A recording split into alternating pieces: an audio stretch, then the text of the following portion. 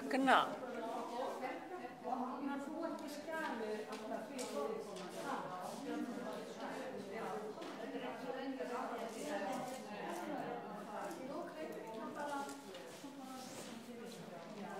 Ég held að þú eigir að gera það. Það eru skjölinn á sínum stað á... Já, býtu. Já. Nei, nú veit ég ekki neitt hvað þau eru. Ég veit ekkert hvað það er heldur. Hvað gerði ég nú? Það var sonta hérna, sér þau? Sástu þetta? Býtu? Já, nú Já, til já, það er bara þarna inni. Það er allt í lagi. Þetta má sonta. bara vera opið. Já. Heyrðu, þá ætlum ég að gera svona. Heyrðu. Já, dagskrárráðstefnunnar, hún á að vera uppi. Hún er þarna. Það kveikjum á henni. Amalí, það er Þóra. Já. Hún er hér. Já. Það er aðeins við. Það er Ingibjörg. Það er hér. Hún er ekki með glærur, hún vinkun okkar, hún Gerður Kristný. Viðurkenning. Þetta er þú. Þetta er ég, Ingibjörg Auðuns. Þetta er Ingibjörg Sól. Já. Þá ætlum ég að bara hafa þetta í Ég ætla að raða þessu í... Maður spyrja, hvaða ráðstefnan lang? Það er spyrja hérna, tónlistarkonuna. Voru búin að taka saman? Já, ég fór ekki alveg að fara með það hvað þær er því að þær eru í byrjuninni og þær eru eftir mér. Þá er það svona höfði ég haldi hálftíma. Nei, það er náttúrulega ætla ekki að fara út með, þú veist, allt út, það er ætla bara að bíða. Já. Og hún er bara náttúrulega að sækja sig. Já, ég fór ekki alveg, það er 5, ég veit ekki snáðan. Númer 1. Svo kemur Ingibjörg Sól.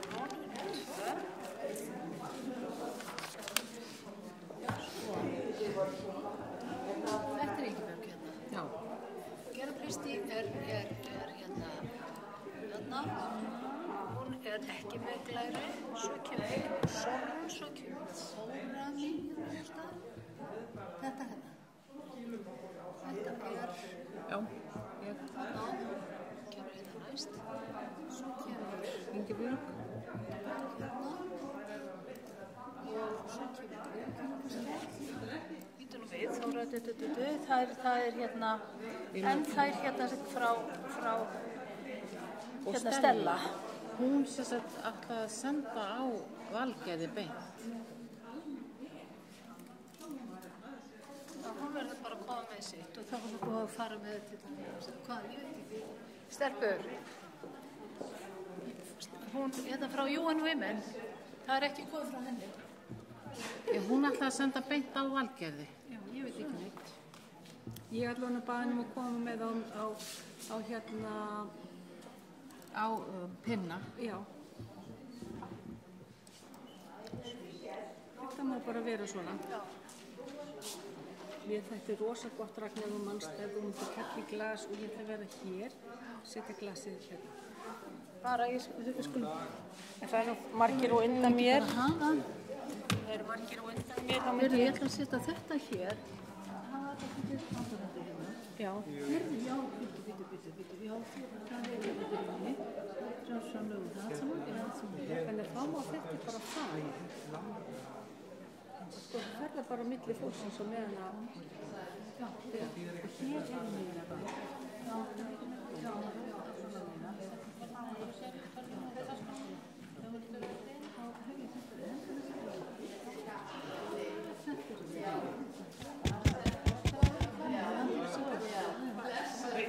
Það er nú gott að hafa rótt.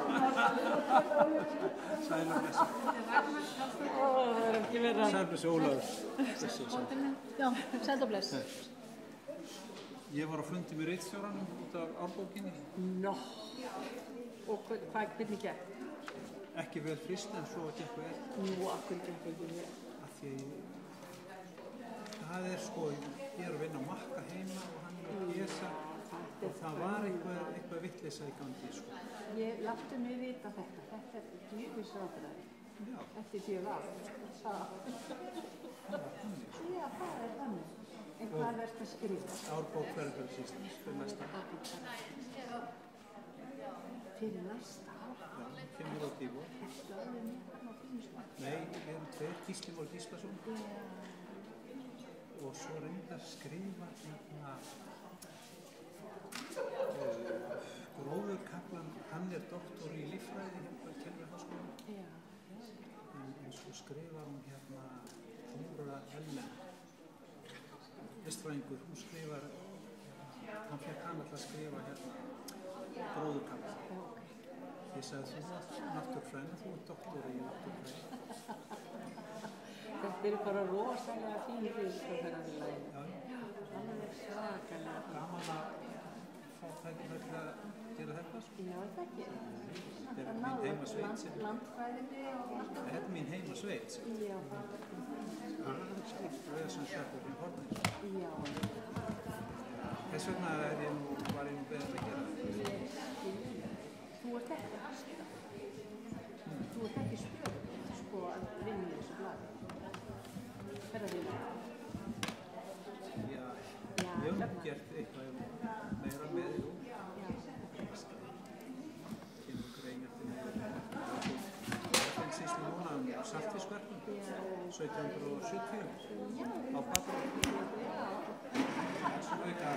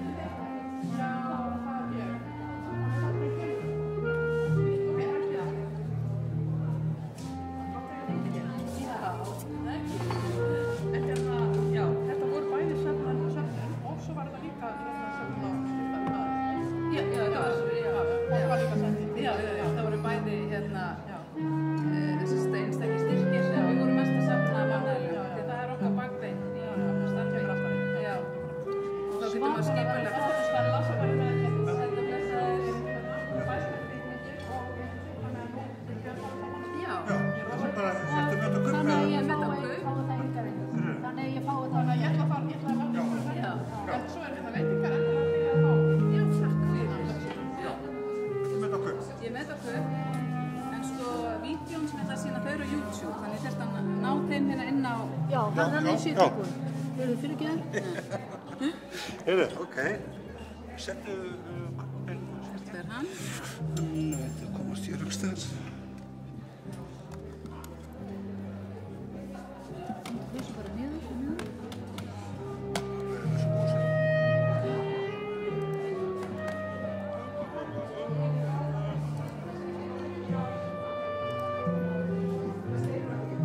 Er þetta nokkuð markafköp? Nei.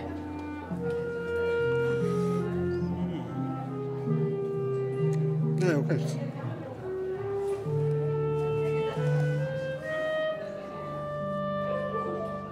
Það kom hann. Þessi hérna.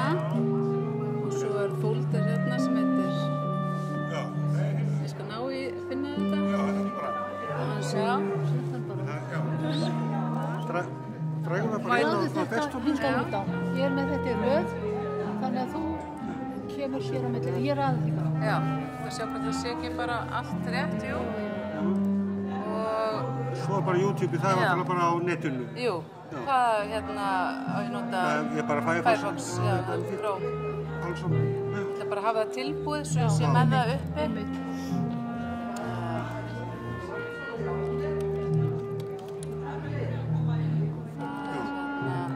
Við opna þetta.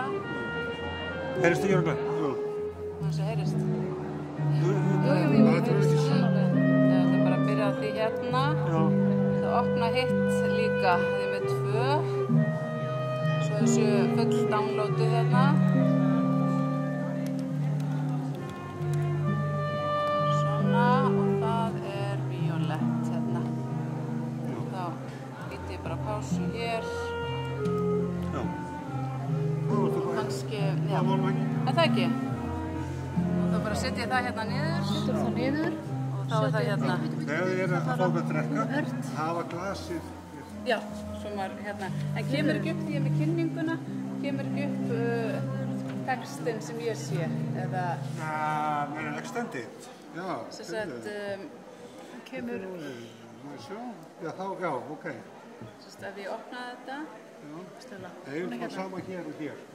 já, það er ekki, sem sagt, ef ég get ekki farið í hérna view, sjá, ef ég ít á þennan, Þannig, Jón. Já, ég fæ ekki, nei. Ok, þá er ég bara með hérna fyrir framan. Já, það er allt í góðu. Það var allt í góðu hérna hjá okkur. Þú bara Já, ég loka þetta. Nei, láttu þessu bara vera. Við skulum bara, og ég ætla bara að segja, dagskráin á að vera uppi Já, meðan við erum áður en við byrjum. já, ok, frábært. Það er ekkert að vera með tölvuna. Ég tók hana með vonur og vara. Já, ég tók mína Já, með en þá tek ég bara þetta úr. Við vorum búin að færa þetta yfir. Já. Já, það er hlutur að koma inn. Já.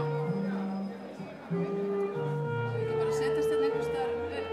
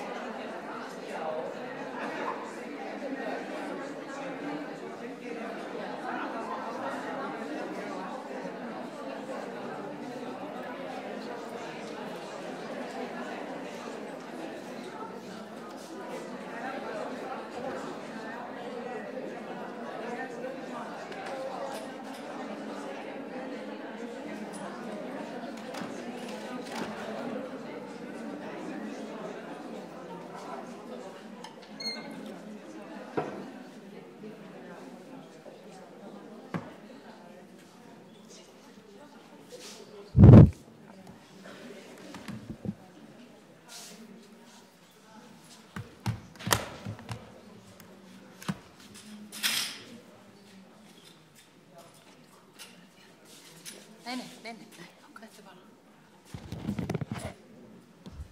Heyrist? Já, vil þó ég tala bara svona hátt eða þá kemur þetta alveg. Ágætu gestir, til hamingju með daginn. Sóndarhreyfingin 100 ára í dag. Það sannarlega heiður fyrir mig að fá að setja þessa ráðstefnu hérna í þessu fallega húsi og yfirskriftin heimurinn á Íslandi, Íslandi í heiminum. Ég heiti Þóra Ágadóttir, ég svæðisstjóri Sonta á Íslandi og við erum að streyma ráðstefnunni til Akureyrar sem við sannarlega vonum að gangi því að við höfum nú reynslað því mitt fyrir á Akureyrar að það gengur nú ekki alltaf. Hæ þarna fyrir norðan, ef þið sjáum mig. Aðalstöðvar Sondarhreyfingarnar eru í Bandaríkjunum, Chicago og heiminum skipt upp í umdæmi sem að fer aftur eftir stærð landana. Ísland í umdæmi 13 með Noregi, Danmörk og Litáen. Ráðstefna sem þess ekki bara hrist fram úr erminni í einu kvelli. Undirbúningur hefur staðið yfir hríð og hefur alþjóða Sondarhreyfingin haldið utanum að hvetja klúbba allan heim að efna til viðburða í dag. Meðal annars var skipuð nefnd til að hafa eftirlit með og hvetja klúbba til þess að halda upp á afmælið. Fulltrúi og formaður þeirra nefnda var Ragnar Karlsdóttir og vil ég þakka henni fyrir hvatningu, góð ráð og samstarf. Alls eru Sondarklúbbunni 6 hér á Íslandi og var afmælisnefnd síðan skipuð með fulltrúum allra klúbba og vil ég þakka afmælisnefndinni undir styrkri stjórn Ingibergar Auðunsdóttur fyrir þeirra vinnu. Öll þessi lönd eru að halda upp á þessi 3 lönd, eða 4 nú eru Ísland, Noreg og Danmörk og Litáen eru að halda upp á 100 ára afmælið. Fyrsta landin á nokkar umdæmis var Litáen sem reið á vaðið á vordugum. Í Litáen eru 3 klúbbar sem héldu ráðstefnu og mikla skemmtun. Norðmenn eru með 12 klúbba og þeir eru eins og við á Íslandi að halda upp á afmælið í dag. Í september síðastliðinn var haldin umdæmisþing á Kaupmannahöfn sem að tileinka var 100 ára afmæli Sondarhreyfingarinnar og það var gert með glæsibrag hjá dönunum. Á þinginu voru mættar 250 konur og alls 54 íslenskar konur sem var frábær þáttaka. Dagskráin var stútfull af viðburðum og ég ætla að minnast á 2 atriði frá dagskráni. Annað var að við Sondarkonurnar fjölmenntum á Ráðhústorgi í Danmörku. Allar með regnhlífar og myndum setu og sem náttúrulega var algjörlega frábært að við náðum að gera. Og já, sem við sjáum á sviðinu. Hitt atriðið sem ég ætla að minnast á og var eftirminnilegt sem var náttúrulega mörg á þessum hátíðakvöldverði var að greifinni Alessandra Kristína Freyrisberg kom og var með skemmtilegt innlegg, gaf mikið af sér og endaði með því að segja að eitt væri öruggt í þessum heimi. Við deyjum og þá breytist allt. Ég enda með þessum orðum og set þessa ráðstefnu hér með og vona því njóti þessa eftirmættas með okkur. Takk.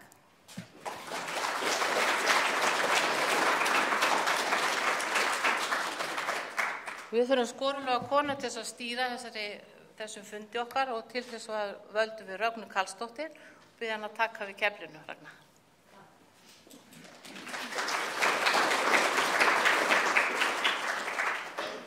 Kæru gestir, kæru Sondarkonur, gleðilega hátíð. Þið Akureyri líka. Mikið ótrúlega gaman að vita að svona margar eru komna til þess að fylgjast með þessari athöfn hér.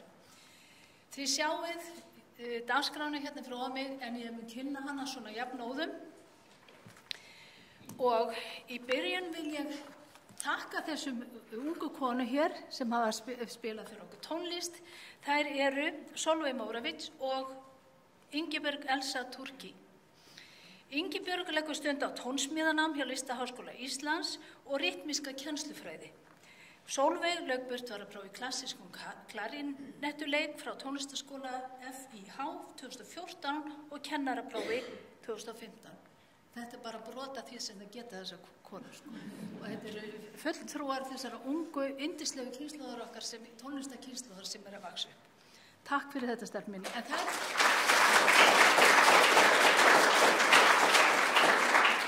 þær koma til með að gleðja okkur síðar aftur með tónlist.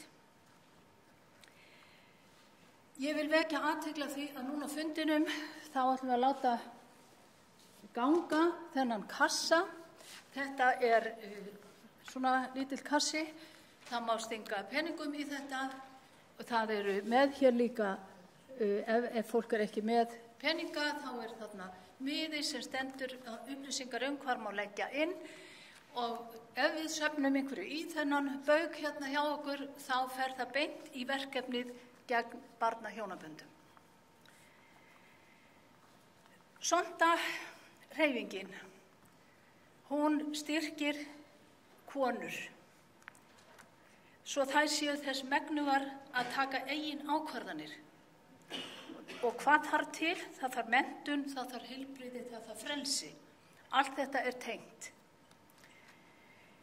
Og mér langar að koma með hérna eina staðreynd, hún er það ennþá, gildir ennþá í dag.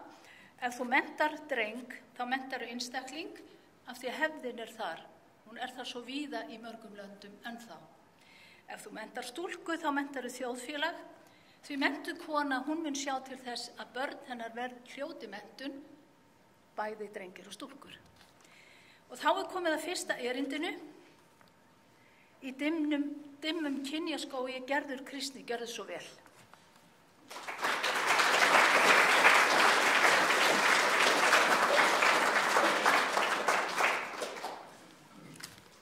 Komið sæl, til hamingju með daginn og takk fyrir að leyfa mér að ávarpa samkomuna. Ég heiti Gerður Kristný, ég er feministi. Frá unga aldri langaði mig til að verða eins og skemmtilegu og hugmyndaríku jafnréttissinnefni sem stundum var sagt frá í blöðunum, til dæmis konurnar í þingflokki Kvennalistans sem settu vörur ofan í körfurnar í minni gömlu hverfisbúð, Söbekk við Háaleitisbraut, en skildu umbúðirnar eftir til að vekja athygli á umfangi þeirra, sem sagt alvöru umhverfismótmæli, og það árið 1991. Þetta voru Guðrún Halldórsdóttir, Kristín Einarsdóttir, Guðný Guðbjörnsdóttir, Anna Ólafsdóttir Björnsson og Ingibjörg Sólrún Gísladóttir sem stunduðu þennan eftirminnilega aktivisma. Mér langaði líka til að vera fyndin, eins og rithöfundurinn Auður Haralds sem þvertekur reyndar fyrir að vera feministi, en hún það.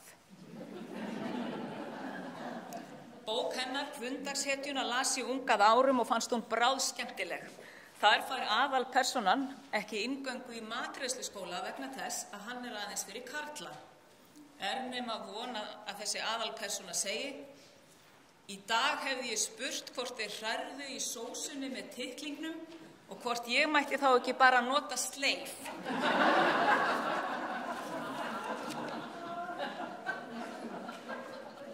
Svona snilld ætti auðvitað að vera útsaumuð í ramma á hverju heimili. Ég hef aldrei þorað að skrifa svona. Ég hef aldrei sagt þetta orði í upplestri eða neitt. En við reynum bara að gleyma þessu. Bókmenntir urðu mitt leiðarhnoð í leit minni að réttlátari heimi og er enn. Þar fann ég höfunda og sögupersónur sem ég gat fylgt eftir, spjalla við í huganum og spegla mig í. Þótt mér hafi oft liðið eins og ég væri stödd í ljóði Stein Steinars í Draumi manns, þar sem ég ferðaðist gegnum dimman kynjaskóg af blekkingum, náði ég smám saman áttum. Ég var ekki ein með skoðanir mínar. Í bókunum blasti andófið við. Í þessu stutta erindi langar mig að segja frá verkum 3 eðalhöfunda sem hafa haft áhrif á mig og ýmsum skeiðum lífs míns. Ég ætla að byrja á ljóðinu Furðu eftir Vilborgu Dagbergsdóttur. Sumir karlar eru svo frábitnir öllu kvenlegu að þeir sjá ekki einu sinni móður sína fyrir fjallskugga föðurins. Þeir ráða ráðum sínum í reykmettuðum skrifstofum og fundarsölum, síðdegis leita þeir hvíldar á garðbekkjum og muldra og tuldra í skeggið hver við annan. Beri svo við að þeir rölti niður á strönd í kvöldrökkrinu, hætta hafmeyjarnar söng sínum og stinga sér í þögult djúpið. Þeir heyra aðeins lágvært gjálfur lognöldunar við fjöruborðið. Þar höfum við það, karlar sem hunsa konur og allt sem þeim fylgir missa svo mörgu sem heimurinn hefur upp á að bjóða. Vissulegar söngur sírenana lífshættulegur, en það verður jú að vera svolítil áhætta í lífinu og öldugjálfur er tilbreytingalítið til lengdar. Ljóðið Furða er brýning til karla að opna nú augun og leggja konum lið. Samt gætir Vilborg sín á því að hefja ljóðið á orðinu sumir. Það eru bara sumir karlar sem eru frábitnir öllu kvenlegu. Vilborg var sannur aktivisti í kvennabaráttunni því hún var ein skipuleggjanda kvennafrídagsins árið 1975. Skáldið Ingibjörg Haraldsdóttir var líka róttæklingur og þess sjást merki í mörgum ljóða hennar. Þekktast þeirra er eflaust ljóðið Kona einhverja konu sem opnar gluggana og hleypir vindlareiknum út þegar vandamál heimsins hafi verið metin og útkljáð. En Ingibjörg samdi líka þetta ljóð sem heitir Styttur og hefst á svipaðan máta og ljóð Vilborgar. Sumir menn eru þannig að þegar þeir deyja þarf að reisa þeim minnisvarða, annars myndi fólkið gleyma þeim. En hefur nokkrum dottið í hug að spyrja stytturnar hvort þær muni eftir fólkinu? Ljóðið fékk mig vissulega til að hugsa upp á nýtt. Þarna fékk svar við því hvers vegna konum eru ekki ristar jafnmargar styttur og körlum. Þeir eru víst auðgleymanlegri. Ein er sú kona sem þyrfti þá enga styttu en það er Svava Jakobsdóttir sem er einn áhrifamesti rithöfundur Íslands á 20. öld. Hún sat á Alþingi fyrir Alþýðubandalagið í áratug og beitti sér jafnt í baráttu kvenna fyrir jafnrétti sem í friðarhreyfingunni. Smásögur Svövu hafa heillað mig mest af því sem hún skrifaði en þær hafa verið kallaðar hversdagslegar hryllingssögur. Í einni sögunni lætur maður smíða eldhús í kringum konuna sína. Í annarri arkar kona bæinn með spegil undir hendinni en verður síðan fyrir því að hálsinn á henni hverfur svo höfuðið er kýtt ofan í búkinn. Og í þeirri þekktustu saga handa börnum skera börn heilan úr móður sinni án þess að henni verði þó sérstaklega minnt af. Sögur Svövu draga jafnframt fram þá glöggu sýn sem Svava hafði í sálarlíf mannsins, samfélag og valdahlutföll. Í smásagnasafninu Gefið hvort öðru frá árinu 1982 er að finna sögu sem heitir Í draumi manns og hefur leitað mikið á mig síðan MeToo-byltingin hófst. Ung brúður verður fyrir því á brúðkaupsnóttina að sogast inn í draum brúðguma síns og lokast þær inni. Í draumnum hvílir konan í silki hjúpaðri himinsæng í hvítu brúðarlíni. Draumur mannsins reynist martröð konunnar. Henni finnst hann ráðast á sig, rífa utan af sér fötin og kvalirnar eru svo ægilegar að hún líkir þeim við svipuhögg. Svava þeytir lesandanum á milli raunveruleika og óraunveruleika því eftir þessa óhugnalegu reynslu konunnar er sagt frá því að hún æpi svo hraustlega að nágrannarnir heyra í henni og hringja á lagana verði. 2 lögreglumenn banka upp á og þeir færa steinilostinn brúðgómann á brott en hann skilur ekkert hvað gripið hefur hans heittelskuðu. Frá þessu öllu er sagt í upprifjun því sagan gerist að morgni afdrifaríku brúðkaupsnæturinnar. Þá er móðir brúðarinnar komin heim til dóttur sinnar og hendist íbúðina með afþurrkunarklút. Tengdasonurinn hafði samband við hann úr fangelsinu því hann vildi ekki að konan hans væri ein. Honum finnst greinilega vænt um hana og gerir sér ekki grein fyrir því hvers draumur hans er megnugur. Að hann hafi neft konuna í fjötra. Það er ekki nema að vona brúðurinn unga æpi því eins og fram hefur komið er þetta ekki draumurinn hennar.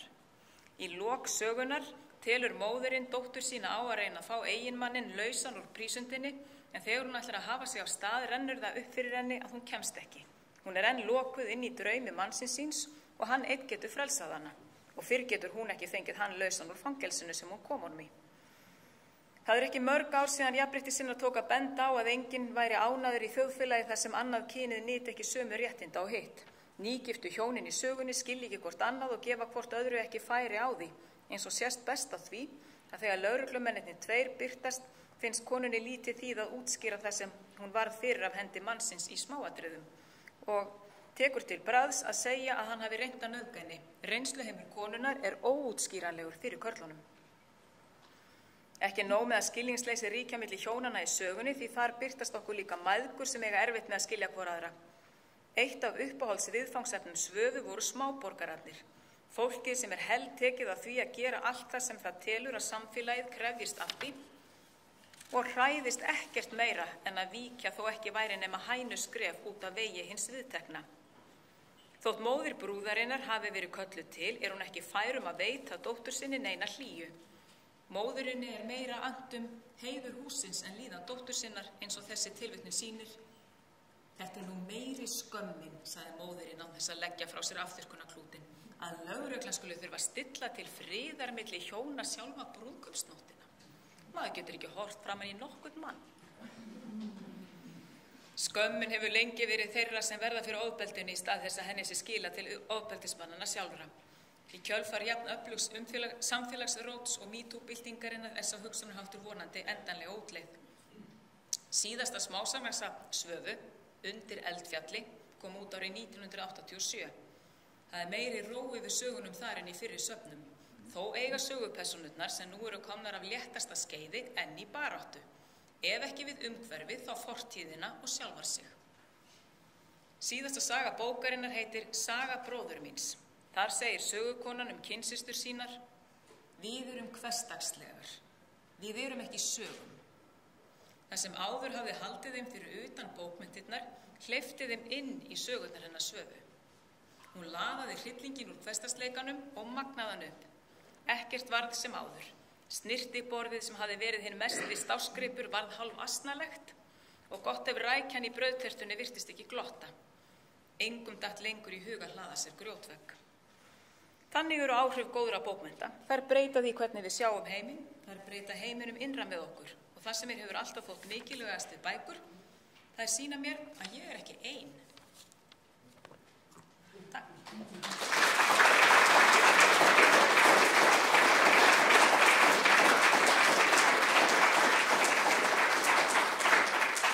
Kærar þakkir, Gerður Kristný. Það er margt þarna sem fær maður til að hugsa. Og við skulum steinþegja yfir brandaranum sleifina. Mér langar að nota tækifærið og aðstöðu minni hér að segja ykkur smá svona staðreyndir Sonda. Ég er búin að vera það svolítið lengi. Og vitið það að Sonda International er 100 ára í dag, en hefur síðan 1970 veitt konum sem skara fram úr varðandi jafnrétti og stöðu kvenna heiðursaðild. Alls hafa 41 kona hlotið heiðursaðild að Sonda International, sem sagt honorary member. Umdæmið okkar á 3 þessara kvenna, Ísland á 2 þeirra, hugsið ykkur. Bara ef þið farið í reikning og statistik, hvað þetta þýðir. Og þær eru frú Vigdís Finnbogadóttir, fyrrverandi forseti, og Ingibjörg Sólrún Gísladóttir. Það var auðvitað klúbbarnir á Íslandi sem tilnefndu þessar konur til þessara verðlauna og það hlutu náð fyrir alþjóðastjórn. Og við vitum alveg hvað þessar konur standa fyrir. Ég man eftir mynd af Vigdísi, ungri konu sem stóð í svona prjónadressi á svölunum á Aragötunni þegar hún var ljóst að hún hefði hlotið kjör sem forseti Íslands. Og ég hugsaði, já, hún getur þetta. Við getum þetta. Varðandi Ingibjörgu Sólrúnu þá langar mig til að minnast á störf hennar, við vitum hver störf hennar við hafa verið í þágu kvenna, ekki síst á erlendu vettvangi núna undanfarin ár, en ég man líka eftir þeirri miklu breytingu sem varð þegar Ingibjörg var borgarstjóri og beitti sér fyrir því að gera skólana einsetna. Þvílík breyting fyrir konur á atvinnumarkaði hér í bænum. Og ég vil segja að við erum mjög stoltar af þessum heiðursfélögum að við skulum eiga heiðursfélaga í Sonda International. Nú er komið að ávarpi frá Ingibjörgu Sólrúnu og það hún gat ekki verið með okkur hér í dag en hún er svona með okkur í tækninni.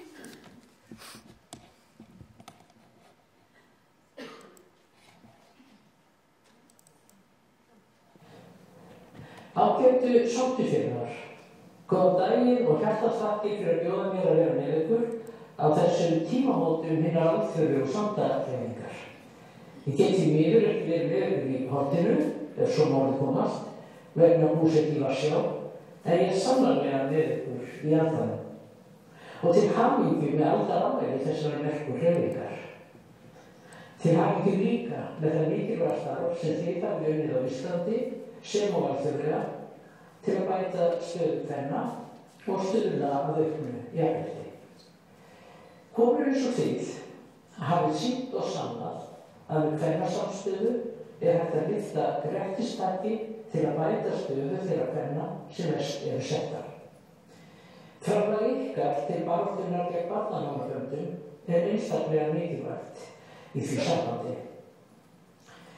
Men ég starfaði fyrir UN Women í Afganistan sá ég mörg dæmi hörmulegar afleiðingar þess þegar stúlkubörn eru hneppt í ánauð hjónabands, ýmist til að leysa fjölskyldudeilur eða vegna örbirgðar foreldra.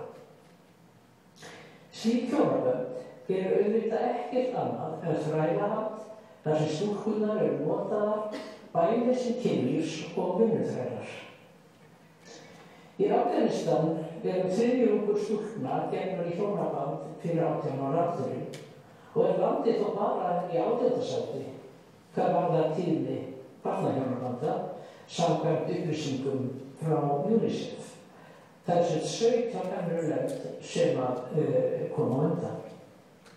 Þegar þau lönd eru skoðuð þar sem tíðni barnahjónabanda hæst verður augljóst að það er bein tenging við almenna fátækt eða örbirgð, við vopnuð átök og algjöran skort á jafnrétti.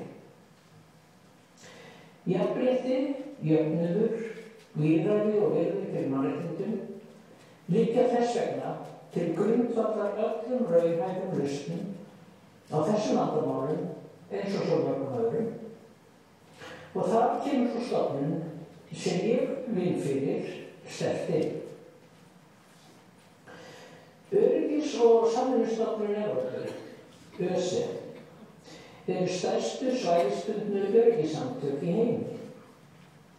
Undir þessa stofnun heyrir svo lýðræðis- og mannréttindastofnunin sem ég veiti forstöðu og sú stofnun hefur meðal annars verkefni með höndum að styðja aðildarríkin sem eru 57 talsins í að þróa lýðræðislegar stofnanir og vinnubrögð, festa grundvallar mannréttindi í sessi og vinna gegn hvers kyns fordómum og misrétti. Jafnrétti kynjanna auðvitað rauður þráður í öllu sem við gerum, því án öflugrar þátttöku kvenna í öllum stofnunum samfélagsins ekki hægt að tala að þær séu lýðræðislegar. Réttindi kvenna eru mannréttindi sem því miður njóta ekki alls staðar í heiminum og það er það svæði sem ég er að vinna í, njóta ekki alls staðar þeirra virðingar sem þau ber. Í þessu sambandi er mikilvægt að hafa í huga að jafnrétti kynjanna gagnast ekki bara konum. Karlar hafa líka mikinn ávinning af jafnrétti því eins og ég hef þegar nefnt hafa samfélög sem skora hátt á jafnréttisskalanum tilhneigingu til að búa við meiri friðsæld og meiri velsæld en hin sem skora lágt. Rannsóknir segja okkur líka að jafnrétti kynjanna sé betri vísbending friðsemi stjórnvalda heldur en aðrir þættir, svo sem lýðræði, trúarbrögð eða þjóðarframleiðsla. Skortur á jafnrétti er á sama hátt nokkuð góð vísbending hugsanleg átök innan ríkis og milli ríkja. Karlar jafnt sem konur hafa því heilan heim að vinna með auknu jafnrétti. Frá árinu 2017 hefur verið gefið út árlega alþjóðlegu mælikvarði konur, frið og öryggi. Og fyrsta árið var Ísland í fyrsta sæti, rétt eins og Ísland hefur verið í fyrsta sæti nokkur ár í röð í jafnréttis World Economic Forum. Mælikvarðið konur, frið og öryggi lítur á frið og öryggi heildstætt og endurspeglar þannig hvernig þetta birtist í lífi kvenna meðal annars í formi samfélagslegs öryggis og heimilisofbeldis.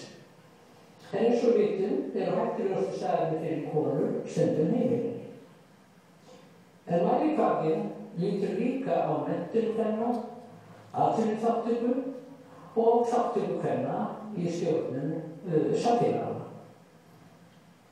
Við getum allar og reyndar öll verið stolt af þeim árangri sem hefur náðst á Íslandi, ekki síst vegna þrotlausrar baráttu íslenskra kvenna. Ég er auðvitað sjálf stolt af því að hafa verið hluti af þessari baráttu í rúm 40 ár. Og það gefur mér stöðu og sjálfstraust á alþjóðavettvangi að hafa lagt mín lóð á þessar vogarskálar. En við verðum líka að gæta okkar að verða ekki of sjálfumglöð og sigurviss. Það er ýmis teikn á lofti að það geti orðið bakslag ef við gáum ekki á okkur. Þannig sá ég mér til hrellingar að á nýja mælikvarðanum fyrir þetta ár, mælikvarðanum konur fyrir öryggi, hafi Ísland hrapað úr fyrsta sæti í það 5. Og einn helsta skýringin sú að hlutdeild kvenna á Alþingi Íslendinga hrapaði úr 48% í 38% í síðustu kosningum. Það er ansi mikið fall hjá forysturíki í jafnréttismálum og það er eftir því tekið á alþjóðavettvangi. Það breytir auðvitað ekki því að á Íslandi ríkir friður og velsæld.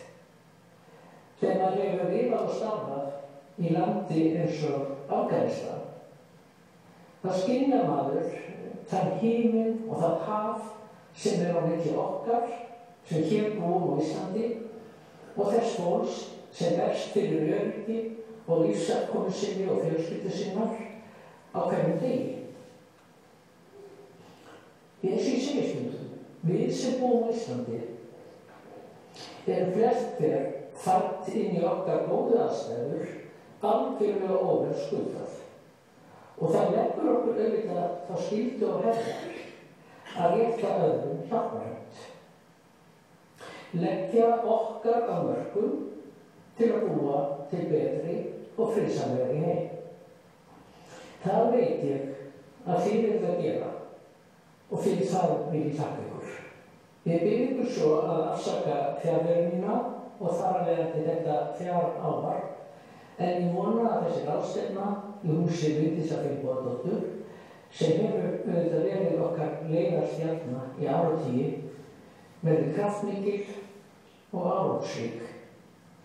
Ég hvet ykkur sinni með góðum óskum ykkur til handa.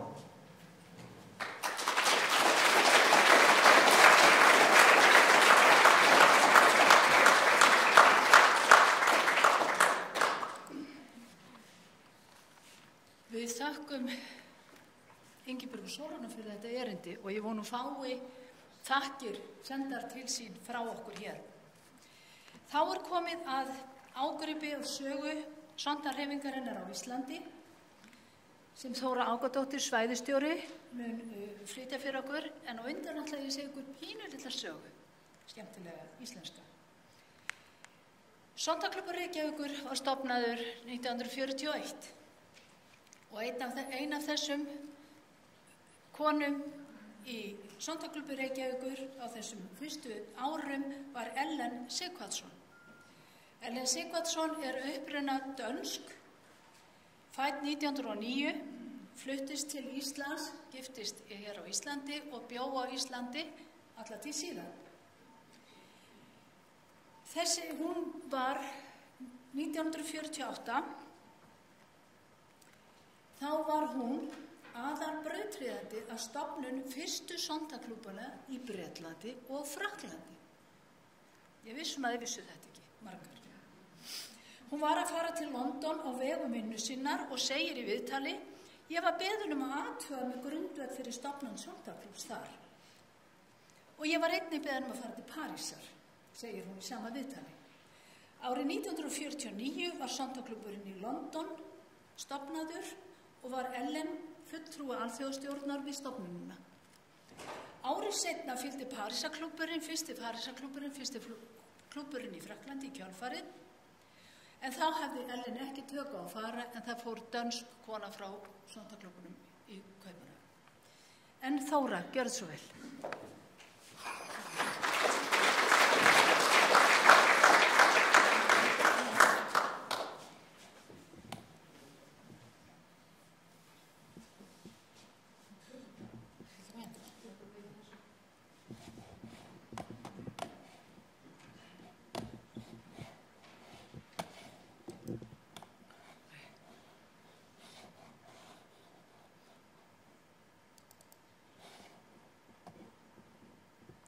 Færa meina niður.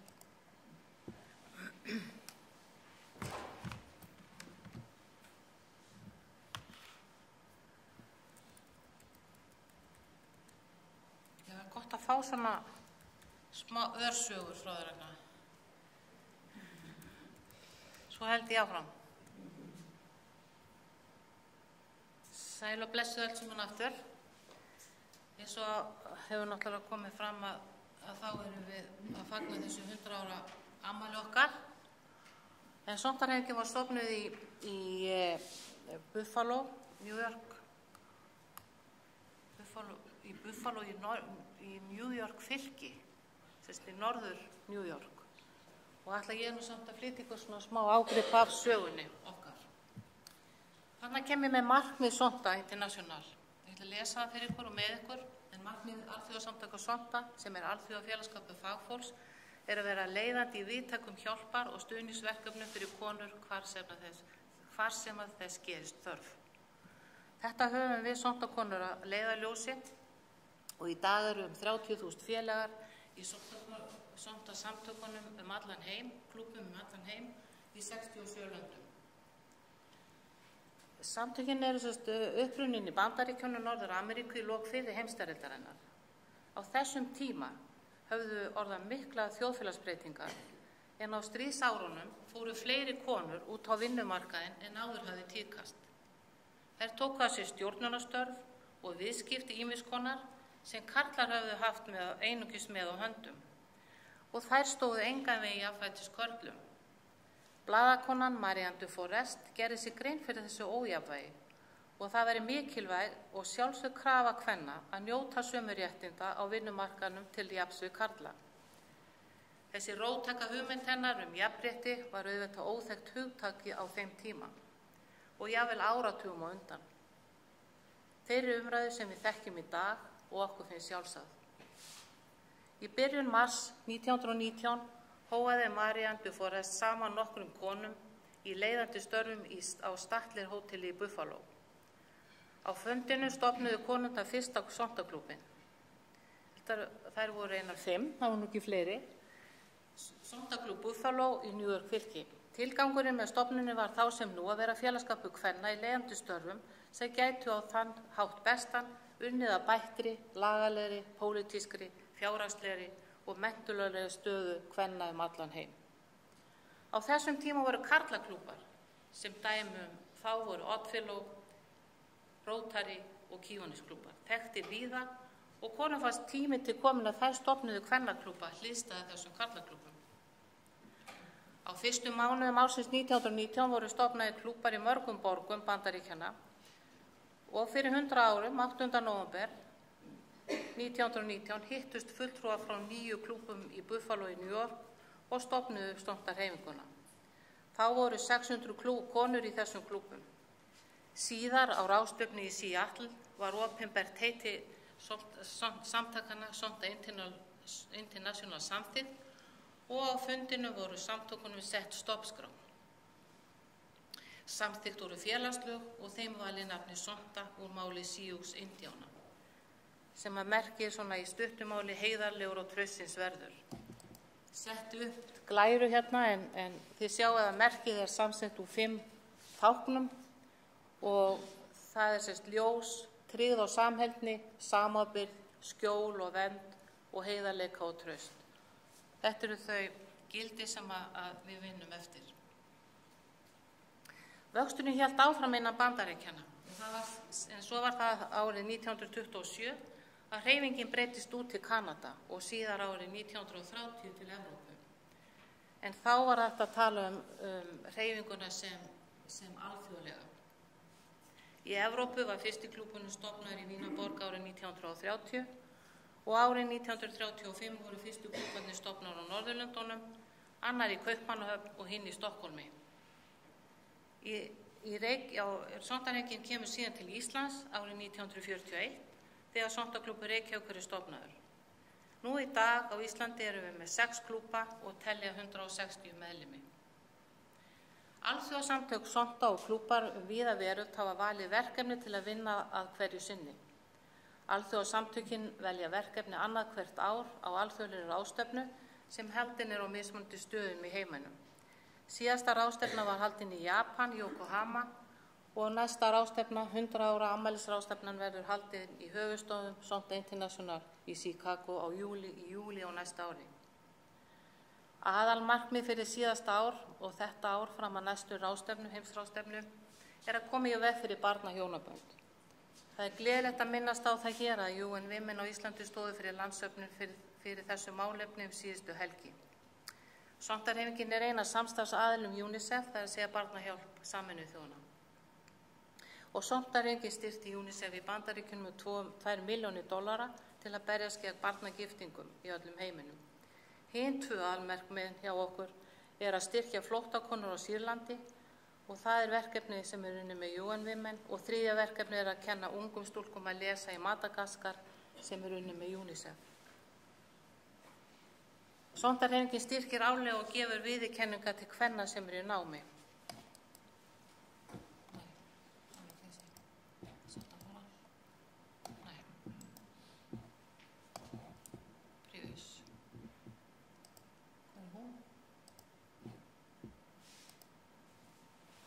Það styrkir sondarhreyfingarinnar. Þannig er sett á stæðu lista yfir þá sjóði sem að sondarhreyfingin býr yfir og fyrst að telja Amalíu Earhart sem styrkir konur sem hafa lokið háskólaprófi í geimvísindum, flugvélaverkfræði og skyldum greinum.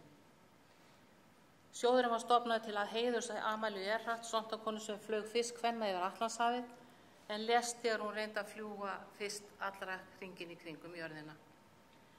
Jane M. Klausmann ætlaður konum í viðskiptanámi.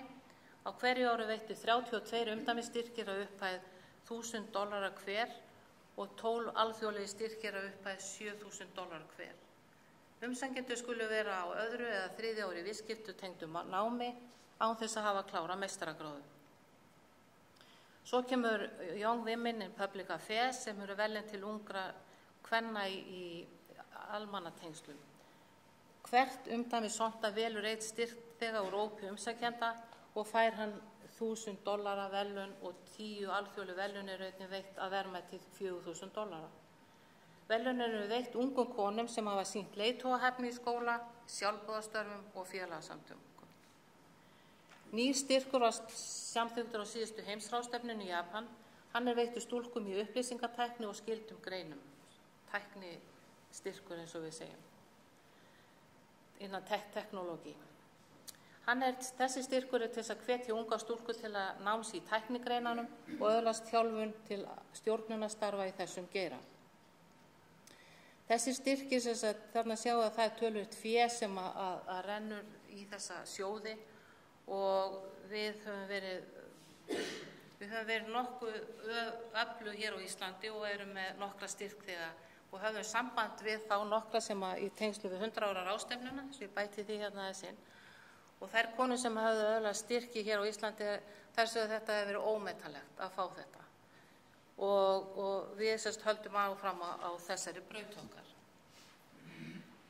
En hver var þessi Marianne du Forest? Marianne du Forest var fædd í Buffalo, New York fylki. Þetta fyrir allt í vill sjónverð. Og maður sé búin að æfa þetta.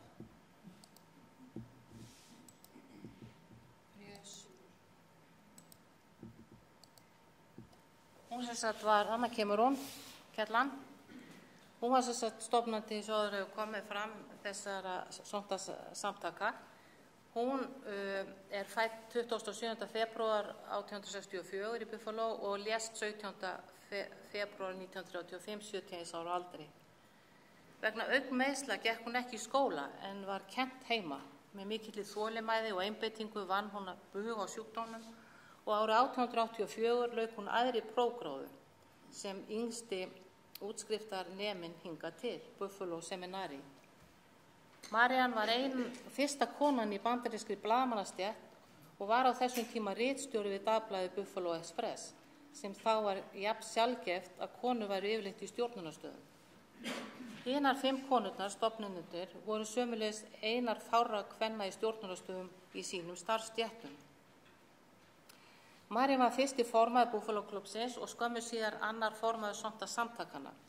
Hún sá Sonta-starfið teygja sig yfir öll löndin heims og sagði að nú væri tími kvenna runnin upp og í fjarlægum löndum og í ólíku umhverfi myndu konur æðri þjóða fylgjast kröfunum jafnrétti og Sonta gæfi tækifæri til sameiningar og í eina dásamlega heild. Falleg orða það. En Marianne Duforest sá samþykkin vaxa og dafna og 15 árum eftir að stofnun fyrsta klúbbsins voru klúbbarnir orðin 124. Marianne, eins og áður segir, lést á 71 árs aldri. En horft til framtíðar, þá framtíðarsýn Sonta-samtakanna heimur, þar sem að réttindi,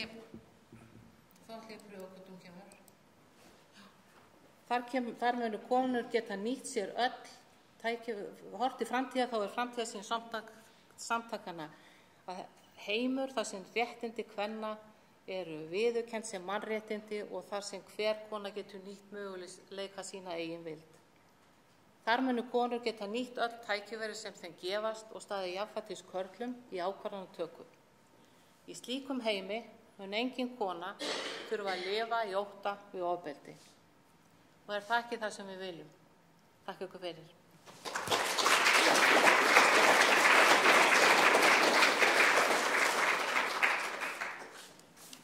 Takk fyrir, Þóra. Nú komið að tónlistaratriði. Þessar frábæru ungu stúlkur hér ætla að flytja fyrir ykkur. Ég segi hér 2 lög. Ég ætla nefnilega að leyfa mér að færa 3. lagið aftar í dagskrána. Þær munu spila Sardas eftir Vittorio Monti. Þetta verk samið undir áhrifum frá ungverska dansinum Sardas og síðan Habanera eftir Sjorsbísi úr óperunni Carmen. Þar sem Carmen syngur hvað ástin ófyrirsjáanleg og maður verður að láta hjartað ráða. Gjörið svo vel.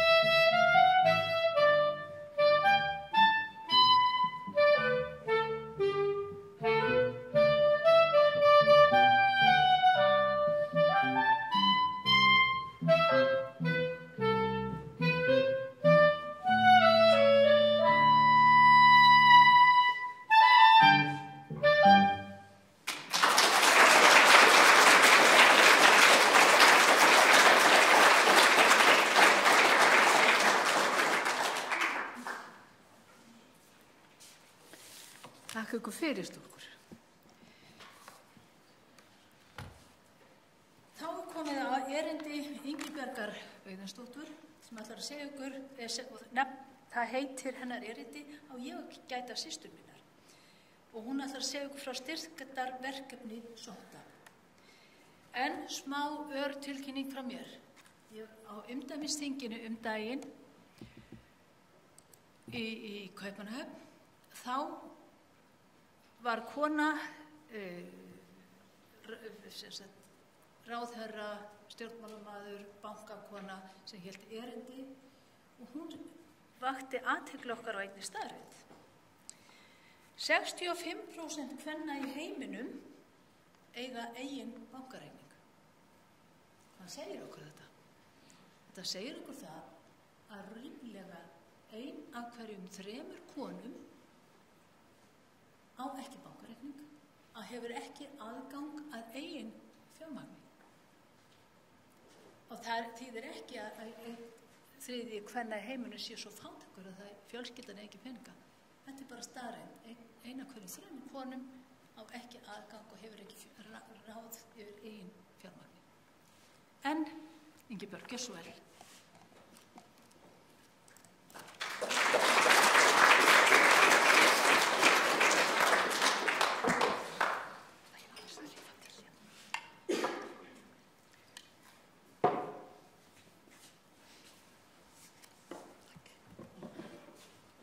Komið sæl, heyrist í mér þó ég standi hér, til lagi. Til hamingju með afmælið og yndislegt að vera hér með ykkur þið sem eru hér og að vita af ykkur á Akureyri. Halló Akureyri. Sontarhreyfingin hefur það að markmiði að styrkja konur og efla lífsgæði þeirra og í samvinnu við Sameinuðu þjóðirnar stuðlað að verkefnum sem bæta heilsu og menntun kvenna allan heim. Og mér var falið að segja ykkur frá þessum verkefnum. Og ég skipti þeim í 3 flokka. Það eru fyrst verkefni sem eru unnin á heimaslóð og þar eru það klúbbarnir sjálfur sem ákveða að hvaða verkefnum þeir vilja vinna. Í öðru lagi er þetta sameiginleg verkefni sem að stjórn Sontarsambands Íslands ákveður og hvetur klúbbarna til þess að vinna að. Og síðan er það 3. flokkurinn og það eru alþjóðlegu verkefnin eins og Þóra sagði sem eru valin á heimsþingum og við veljum svo hvaða verkefni við viljum styðja og vinna að. En verkefnin sem við erum að vinna að og höfum verið að vinna að síðastliðin 3 ár eru ýmiss konar en þau eru mörg og þau eru flest varða velferð kvenna á heimaslóð eins og áður segju og miða því að styrkja konur og efla lífsgæði þeirra. En þessi upptalning er ekki tæmandi en hérna sjáum við til að mynda nokkrar af þeim stofnunum sem að Sontaklúbbarnir hafa verið að styrkja eins og Aflið, Konukot, Stígamót, Drekaslóð, Dyngju áfangaheimili, Þjónustumiðstöð þolenda ofbeldis á Akureyri, Kraftasjóð, Húsbyggingarsjóð Kvennaathvarfsins og túlkaþjónusta. Nú, ef ég held áfram að þá er næstu flokkur sem að ég nefni, það eru verkefni sem að styðja að aðlögun erlendra kvenna að íslensku samfélagi. Og þau eru ýmiss konar, það er mikið námsstyrki, bæði til íslensku náms og til almenns náms. Nú félag kvenna af erlendum uppruna hefur líka verið styrkt og síðan er verið að hanna núna verkefni þar sem er verið að valdefla konur af erlendum uppruna til sjálfshjálpar.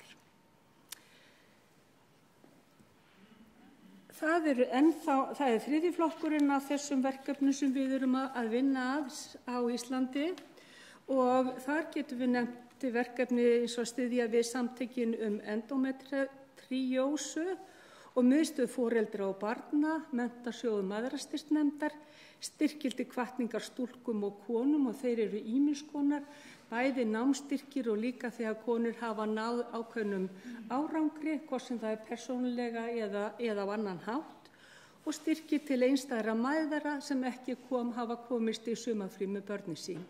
og mér þykir alveg sérstaklega vænt þessa styrki sem ég veit að renna til þeirra sem að búa við sárafátækt á Íslandi í dag. Og ég held ég geti fullyrt það að það erfiðara að vera fátækur í dag heldur en það var fyrir 50 árum þegar ég var að alast upp. Sameiginlegu verkefnin sem að Sóknasambandið velur, að þau eru 2, það annars vegar húsbyggingarsjóður kvennaathvarfsins og hins vegar erlenda verkefnið að vinna gegn hjónaböndum ungra stúlkna. Og við komum inn á þau bæði hér á eftir, þannig að ég segi ekkert meira en þau. Alþjóðlegu verkefnin, þau eru 3 sem voru valin á síðasta heimsþingi Sóknasambandsins. Og það fyrsta sem beinum augum að Madagaskar og svo það hönd í hönd og að hindra stúlknahjónaböndin. En Madagaskar eitt fátækasta ríki veraldar og meira en 4/4 stúlkna sem þar búa fær ekki hefðbundna skólagöngu. Og 3 hver stúlka verður ófrísk fyrir 18 ára aldur. Skólagjöldin eru mjög há og fátækar fjölskyldur eiga erfitt með að borga þau og það eru frekar drengirnir sem fá að fara í skóla og stelpurnar eða stúlkurnar eru sett til hliðar. Verkefni miðar að því að ná til barna sem hafa ekki komist í skóla og auka og gæði menntunar í Madagaskar. Verkefnið hönd í hönd í Jórdaníu, en þar eru tæplega 1,5 milljón sýrlenskra flóttamanna. Verkefnið ætlað að skapa möguleika fyrir konur, bæði sýrlenskar og jórdanskar, til þess að komast í vinnu og geta þannig framfleytt sér. Þannig að verkefni miðar að því að styðja konurna þannig að þær þoli betur þær hörmungar að búa við þær hörmungar aðstæður sem þær búa við. Og konum hjálpa til sjálfshjálpar með því meðal annars að styðja við þær að setja á fót svona lítil fyrirtæki eins og saumafyrirtæki. Þannig að þær eru studdar til sjálfshjálpar. Ég ætla ekki að fara neitt í verkefnið að hindra hjónabönd ungra stúlkna því ég veit að hún Stella Samúelsdóttir mun gera það hér á eftir. En þess í stað þá ætla ég að segja ykkur nokkra reynslusögur. Og ég bý á Akureyri og eitt sinn þá fer ég út í Hrísalind og Kjörbúðin að kaupa matinn, þetta fyrir margt lengu. Og þegar ég kem út í búð þá standa í andirinu 2 brosmildar sóknakonur með fangið fullt af gulum rósum.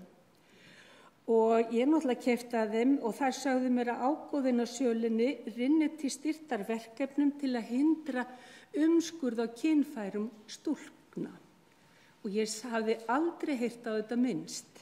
Og ég man hvað mér leið illa þegar ég heyrði af þeim hræðilegum afleiðingum sem að þessi aðgerð getur haft á heilsufar viðkomandi kvenna. Við þekkjum ekki umskurð á Íslandi en við höfum heyrt sögur skírlífisbelti þegar sögur frá miðöldum þegar krossfarar voru að fara í ferðir sínar og skildu konurnar eftir heima. En ég var aðeins að velta því fyrir mig þegar ég var að semja þetta erindi. Hafið þið heyrt, einn spurning, hafið þið heyrt eitthvað sem að setja á kynfæri stráka eða karla við svipaðar aðstæður? Ég hef aldrei heyrt af því. Svona, ég bara, hvers vegna, hvað í gangi? Bara gott.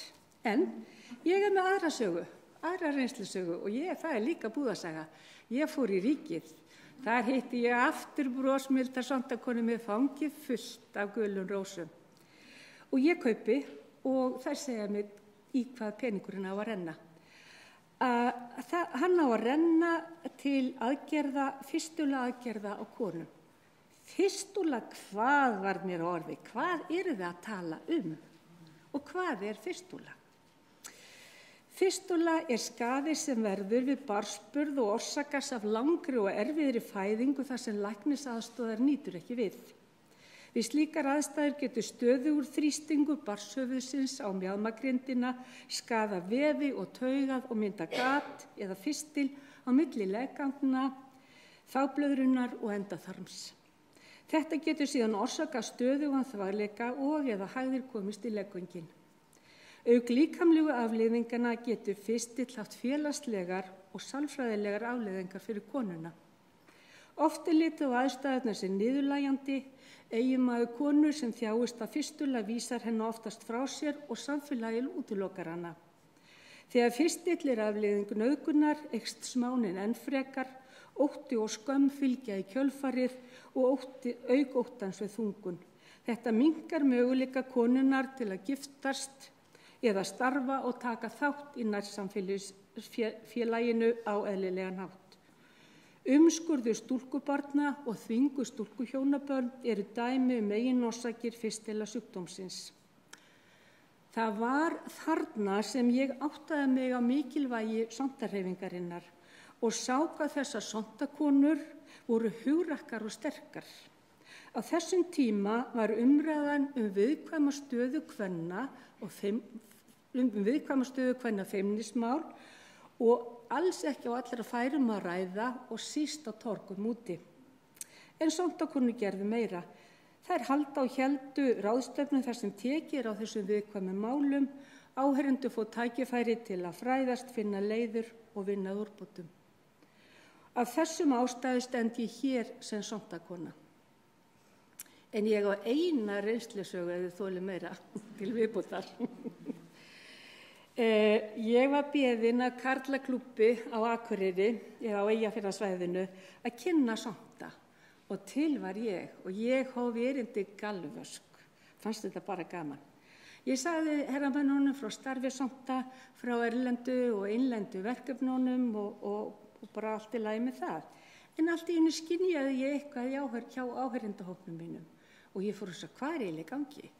Ég sé mann sem satt framalega, hann segi alltaf neðar og neðar í stólnum sínum. Svo ég ákvað bara að stoppa ræðuna og ég sagði, strákar, ræðan mín svona svakalega leiðinleg? Og þá sagði maðurinn sem segi niður í stólinn sinn, nei, Ingibjörg, þessu upptalning gerir okkur bara grein fyrir hræðilegri stöðu sumra kvenna. Það sem mér hefur þótt svo merkilegt við starf sontra systara eru viðfangsefnin. Þau hafa endurspeglað ljótleika heimsins og sontakonur hafa haft kjark og þor til að taka á þeim og varpa ljósi á þennan hræðilega veruleika margra kvenna og kynnt á þann hátt að viðhorf hafa breyst. En lítum okkur aðeins nær og út í heim í leiðinni. Hver staðan? Þörf á stuðningi og baráttu gegn ofbeldi á Íslandi og í heiminum? Ef við skoðum tölur frá UN Women, þá eru konur og stúlkur 71% allra þolenda mansals í heiminum. Þriðja hver kona í heiminum beitt kynbundnu ofbeldi.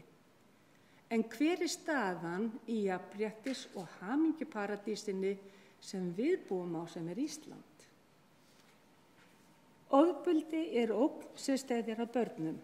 Á Íslandi búa 80.000 börn og 13.000 þeirra verða fyrir líkamlegu eða kynferðislegu ofbeldi fyrir 18 ára aldur. Samkvæmt nýjum tölum frá rannsókn og greiningu. 1 af hverjum 3 konum hefur orðið fyrir kynferðislegri áreitni eða ofbeldi í starfi eða námi samkvæmt fyrstu niðurstöðum rannsóknarinnar áfallasögur kvenna. Og þetta óásættanleg staða. En hverra framtíðin? Sonta 100 ára og það var Maria de Forest sem stofnaði samtökin, skynjaði að konur þurftu að standa saman og styðja hver aðra. Ef ég horfi út heimsgluggann, hver að berjast í dag? Og það áhugavert að sjá þessar ungu konur, Malölu og Gretu Thunberg standa í baráttunni. Verkefnin eru brýn nú sem fyrr.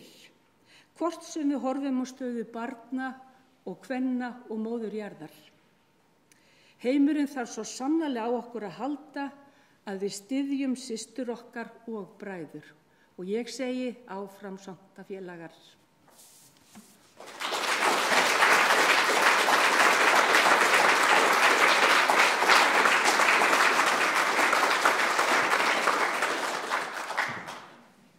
þakkir, Ingibjörg.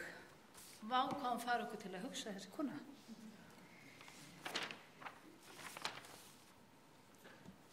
Ég ætlaði að minnast hér á þessi verkefni fyrrum Sonda International sem var til þarna fyrir sjúkrastofnanir sem vinna fyrir fyrstjúla, árstættrik fyrstjúla og einnig umskurðkvenna. Þá langar mig til að segja ykkur eina örsögu. Ég var eins í Danmörku á Sondaþingi og þar kom ung kona, stóði, hún frá Kenía, bjó í Danmörku, átti 2 stúlkur. Og hún sagði, ég skal bara segja ykkur við hvað að etja varðandi umskurð kvenna. Af hverju konur ennþá að þessu? Þessi kona átti menntaða foreldra. Pappina var háskólaprófessor. Og hún sagði, okkur sagt það, og konur trúa því, að ef þú ert ekki umskurinn, stúlka, þá verðurðu kynóð og svo eignastu börn með vatnshöfuð. Það bara trúðu þessu. Og þetta er nokkrum árum sem ég stóð fyrir hana þessar konu sem sagði þetta. Og hún sagði, ég á 2 dætur, mig langar að senda það í frí heim til ömmu til Kenía.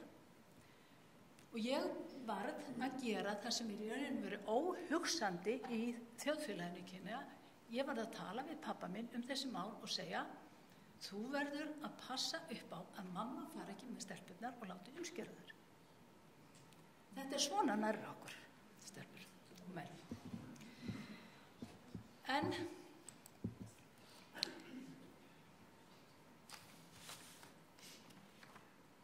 nú komið að frásögn Stellu Samúelsdóttur sem framkvæmdastjóri UN Women á Íslandi. Frásögn verkefnið Stúlka ekki brúður.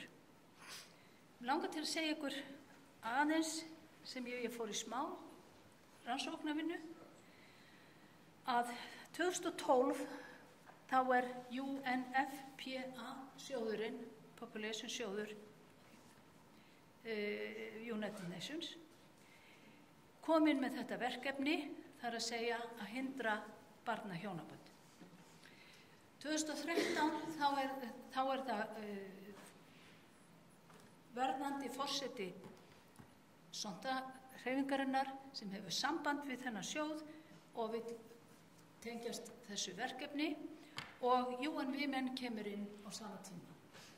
Hugsið ykkur hvað þetta er frábært, þessi samheldni, þessi samtakamáttur, því að bara það að Sonda vinnur öll sín verkefni, erlendu verkefni, með stofnunum Sameinuðu þjóðanna, þýðir að það þarf ekki að borga í yfirbyggingu. Allt það fjármagn sem við söfnum fara beint í verkefni. En nú ætla ég að bjóða Stellu velkomna að koma og segja ykkur frá.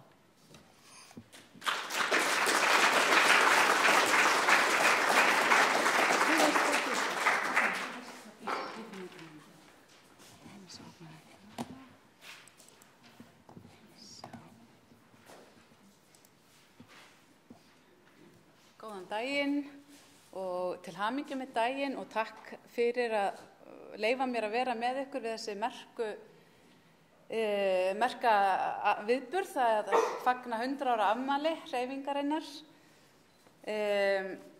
Ég heiti Stella og framkvæmdastýra UN Women á Íslandi og við fögnum einmitt í ár 30 ára afmæli okkar landsnefndar.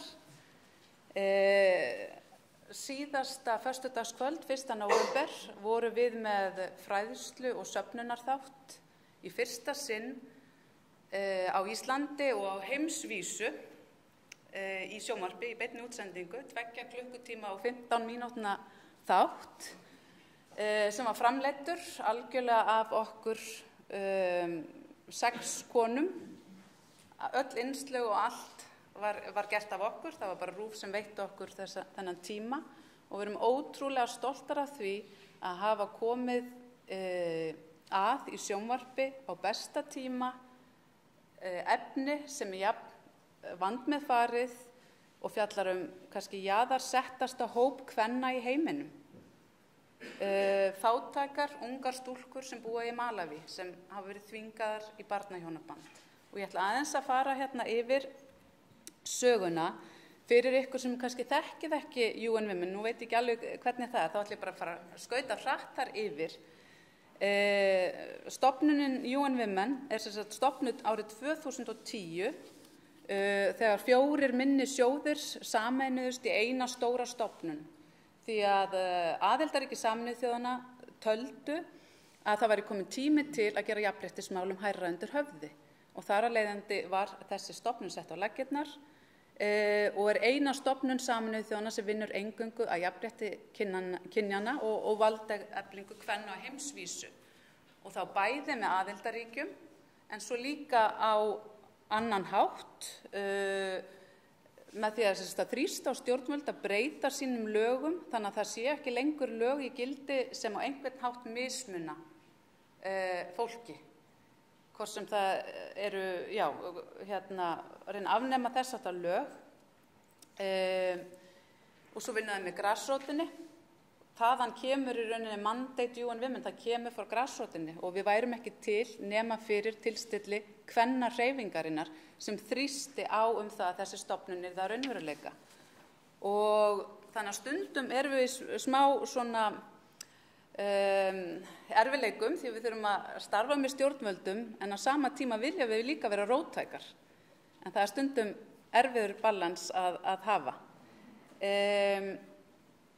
Okkar verkefni má skipta í 4 þætti og það eru auðvitað afnám ofbeldis gegn konum og eins og Ingibjörg kom hérna inn á 1 af hverjum 3 konum í heiminum verður fyrir kynbundnu ofbeldi.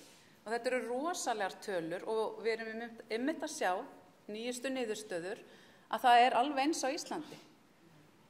Jafnréttisparadísin Ísland er með sömu tölur sem þýðir það að við getum ekki tala jafnrétti á Íslandi ef konur eru ekki öruggar á heimilum sínum, á götum úti, á vinnustöðum eða hvar sem er.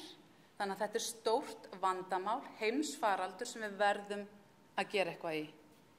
Efnahagsleg valdefling kvenna er stór hluti af okkar verkefnum sem við sinnum á heimsvísu og það gengur út á það að auka menntun kvenna svo að það komist út á atvinnumarkaðinn því að við vitum það að við setjum þetta í efnahagslegt samhengi þá erum við að tala stóra fjármuni sem að tapast vegna þess að konur hafa ekki aðgang að menntun eða atvinnulífi og fá ekki greitt fyrir sína vinnu oft á tíðum. Það er pólitísk valdefling sem skiptir miklu máli. Við vitum að 23% kvenna eiga þingsæti í heiminum sem er sú tala sem er allt og lág. Það er 4% kvenna. Þannig að við þurfum að valdefla konur og svo er það gæta hagsmuna kvenna á hamfarasvæðum og á friðar- og ófriðartímum. Og það er mjög mikilvægt því að í neyð eru konur berskjaldaðri en nokkru sinni fyrir ofbeldi. Þær eru helmingi líklegri en strákar að þurfa að hætta námi og konum er yfirleitt haldið fyrir utan ákvarðanatökur. Þess vegna er þetta svolítið nýtt verkefni í UN Women, það er að fókusa á að kvenmiða neyðaraðstoð sem er mjög mikilvægt. Því að í flestum flóttamannabúðum þá eru konur ekki að hafa það með ráðum og störf innan búðanna skipulag þannig að konur geta ekki tekið þátt í atvinnu. Ég hef sjálf farið í Satari flóttamannabúðirnar í Jórdaníu þar sem stór hluti kvenna kemur frá Sýrlandi og þar eru störf fyrir 5.000 til 6.000 manns í búðunum en 1.000 fyrir konur. Þess vegna er UN Women að fókusa að valdefla konur og nota þeirra styrkleika, fræða og mennta og gera þær hjálpa þeim að verða svona sjálfbærar eins og við segjum að geta séð sín börn því það eru oftast einar á ferð án eiginmanna með börnin, veit ekki hvar mennirnir eru og hafa upplifað hræðilegar hörmungar. Þannig að þetta eru okkar stóru verkefni og eins og þið sjáið er af nógu að taka því miður. Við fögnum 30 ára afmæli í ár og við erum ein af 12 landsnefndum Við finnum fyrir miklum hljómgrunn á meðal Íslendinga sem ótrúlega jákvætt. Við Íslenska landsnefndin hefum sent hæsta fjárframlag allra landsnefnda síðustu 3 árin í röð sem við erum ótrúlega stolt yfir, en á sama tíma segir það okkur hversu lítið fjármagn í þessum málaflokki. Ef Ísland stærst með 350.000 manna þjóð, við erum stærri en Bandaríkin sem 350 milljónir, þá sjáum við hvað litli fjármunir eru. Og til að bæta hún á þetta, þá UN Women ekki ennþá búin að ná því markmiði sem það setti sér árið 2010 fjármögnun fyrir stofnunina, og þar af leiðandi getum við ekki sinnt öllum verkefnum. Í þessum tölu orðum verið að loka 18 samstarfslöndum af því við getum ekki sinnt verkefnum okkar. Þannig staðan, og þegar við erum að tala bakslag, þá sannanlega bakslag í gangi, eins og Ingibjörg Sólrún kom inn á. Við finnum það allsstaðar á heimsvísu. Við sjáum í Bretlandi, sem nú mjög nálægt okkur, það að koma kosningar. Konur þar sem að bjóða sig fram hvattar til þess að vera ekki einar á ferð eftir klukkan 5, heldur hafa fylgdarmann með sér og lífverði. Og þær eiga ekki að stíga inn fyrir þröskuldin inn á heimilum einar. Þetta staðan í Evrópu. Og hvað þá í þróunarlöndum og það sem neyðir ríkir. Það sem konur hafa oft ekki raddir og eru radlausar.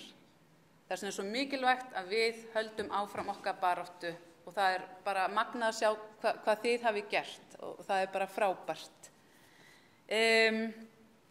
Við höfum samstarfssamning við íslensk stjórnvöld og störfum náið með utanríkisráðuneytinu að allri fræðslu fyrir þá sem fara út á vettvang og hvetja fólk til þess að nýta sér allt sem tengist jafnréttismálum í sínum störfum á vegum Sameinuðu þjóðanna og NATO. Við erum í He4C-hreyfingu, UN Women, þar sem við hvetjum karlmenn til að tala máli feminista og taka upp hanskan fyrir okkur og taka slaginn eins og konur hafa gert síðustu 100 ára. Við erum náttúrulega í fjáröflun, allt okkar starf gengur út að afla fjár til þessa starfs. Við erum með ungmennaráð sem fer í alla skóla, menntaskóla, háskóla og grunnskóla til að kynna starf UN Women og svo framvegis. En svo ég komi nú að því sem ég ætla að tala þá það landsöfnin okkar Stúlka ekki brúður sem við vorum með síðasta föstudag.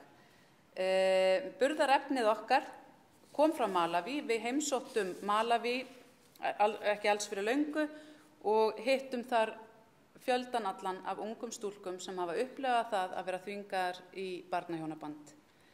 Þetta var mjög átakanlegt og ég veit ekki sum ykkar kannski hafi hort á þáttinn, annars hveti ykkur til að gera það því hann ennþá hægt að streyma honum hjá RÚV. Við erum að tala það að það eru 23 stúlkur þvingaðar í barnahjónaband á hverri mínútu sem gerir 12 milljónir stúlkna á ári hverju sem eru þvingaðar í hjónaband. UN Women vinnur að þessu og þetta svona eitt af heimsmarkmiðum Sameinuðu þjóðanna einmitt jafnréttismál og eitt þeirra markmiða sem undir jafnréttismálum að uppræta alla skaðlega siði eins og limlestingu á kynfærum kvenna og þvinguðum barnahjónaböndum. Þannig að þetta eitt af svona lykilverkefnum UN Women og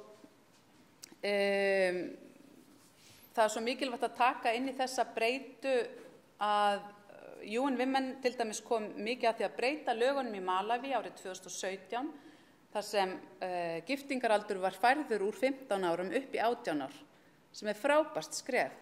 En það ekki nóg að breyta bara lögum og við þekkjum það sjálf í íslensku samhengi og við höfum verið með í gildi frá 1961 lög að jöfn laun fyrir sömu störf. Við erum 2019 og við erum ennþá að berjast við þetta sama, þannig að það ekki nóg að setja á lögin.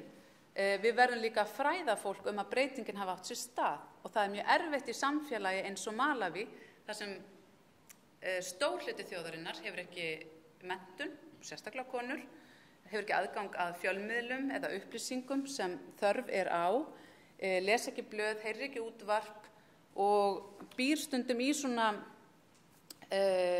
afskekktum stöðum þar sem þú bara heyrir eitthvað og þú ferð eftir því. Þetta líka mjög skipt samfélag þar sem þú trúir þeim og treystir þeim sem æðri eru í stéttskiptingunni í rauninni Og þar eru konur náttúrulega sérstaklega viðkvæmur hópur og jaðarsettur hópur og valdlítill hópur.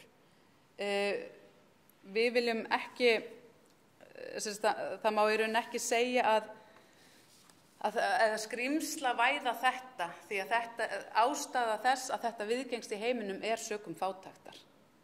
Og við verðum að passa okkur upp á það líka að karlmenn eru líka fórnarlömb í þessum aðstæðum.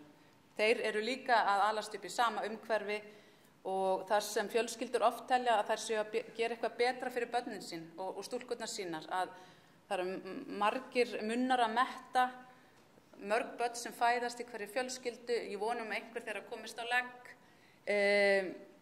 og til þess létta á heimilunum stundum stúlkan gefin í hjónaband, en auðvitað á fólk þarna eins og annars staðar sömu drauma og þrár fyrir sín börn. Það ekkert öðruvísi, en sökum fátæktar þarf fólk að grípa til þessa hræðilegu aðgerða. Þannig að það mikilvægt að horfa á það að það fátæktin sem uppspretta þessa alls og inn í það kemur, eins og ég segi, skortur á menntun sem líka mikilvægt að horfa á. Hún Jaha Dugure velgerðarsendherra UN Women fyrir Afríku.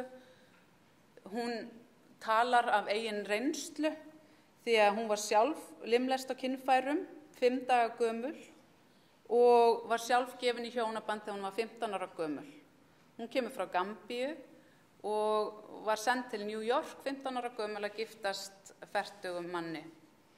Þannig að hún talar að hún aktivisti sem hefur upplifað hlutina, og það svo gaman að því að UN Women hafi ákveðið að fá svona algjöra baráttu konu til þess að tala fyrir sína hönd sem aktivisti, og hún búin að gera ótrúlega hluti. Síðast núna í sumar það var hún með svona stóra ráðstefnu í Afríku, í Senegal, þar sem hún kallaði saman alla þessa áhrifahópa sem skipta máli, sem eru höfðingjarnir, sem eru trúarleiðtogarnir, sem eru skólayfirvöld og mæðrahóparnir sem hafa svo mikil áhrif í nærsamfélaginu. Og hún fékk æðsta ráð innan Íslam til þess að samþykkja 2 samþykktir það að nú væri búið að banna, það væri ekkert innan Kóransins sem leyfði það eða skilgreindi það að þyrfti að limlesta konur á kynfærum, stúlkur, eða þvingaðar í hjónabönd. Þannig að nú erum við komin með frá æðsta valdi innan Íslam að þetta sé eitthvað sem ekki þörf á að gera. Núna fer vinnan í það að það þarf að þýða þetta og koma sér til fólksins, því að hlutinni breytast ekki nema fólk viti það að yfirvöld sé búin að segja að þetta þurfi ekki að viðgangast lengur. Þannig að núna þetta vinna sem við þurfum að styðja við og barátta, að koma þessum skilabúðum til fólksins, og ótrúlega mikilvægt. Og þessi setning hennar sem hefur upplifað ótrúlega hluti, en þegar þú þvingar stúlku í hjónaband hefur þú gefið manninum rétt á að nauðga henni aftur og aftur. Og hún segir það versta sem hefur komið fyrir mig, það var að vera þvinguð í hjónaband. Ég man auðvitað ekki eftir limlestingum á kynfærum mínum sem lítil stúlka. Ég veit hvað afleiðingar það hefur haft fyrir mig sem fullorðin kona, en að vera þvinguð til að giftast, þetta var það hræðilegasta sem hún hefur lent í. Ég ætlaði að sýna ykkur 2 myndbönd úr þættinum okkar. Þetta hún Violette, sem var ólétt og gift 13 ára gömul.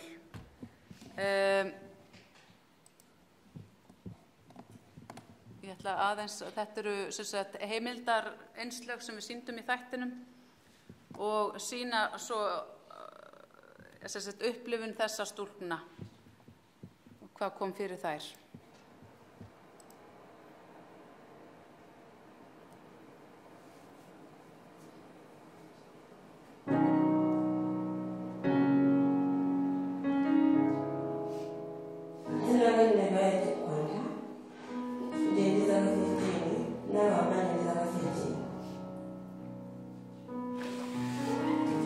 Stúlkur í hjónabandi eru líklegri til að verða beittar heimilisofbeldi og eiga í hættu á að hljóta lífshættulega fylgikvilla á meðgöngu. Í mörgum tilfellum eru stúlkur orðnar 2 barna mæður fyrir 16 ára aldur. og þó nokkuð algengt þegar stúlkur eignist börn allt niður í 11 ára aldur. Violet einn þeirra. Hún var misnotuð kynferðislega og þvinguð til að giftast gerandaru.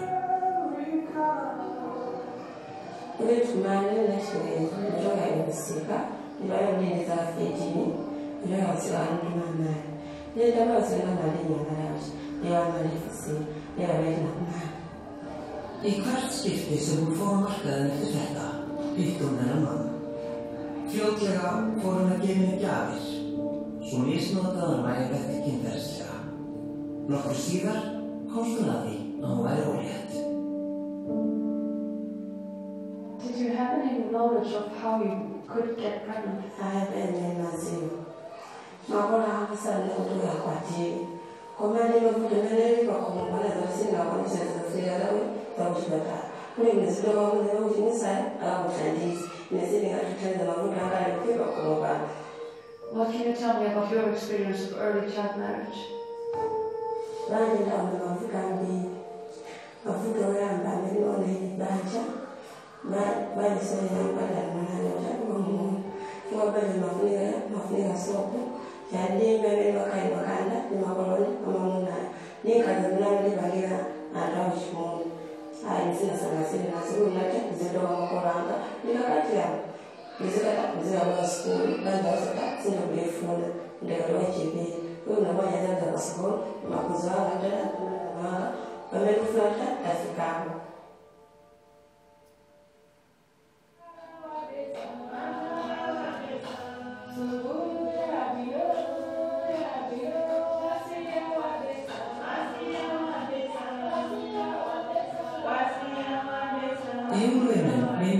Samstarfi við mæðrahópa í þorpinu.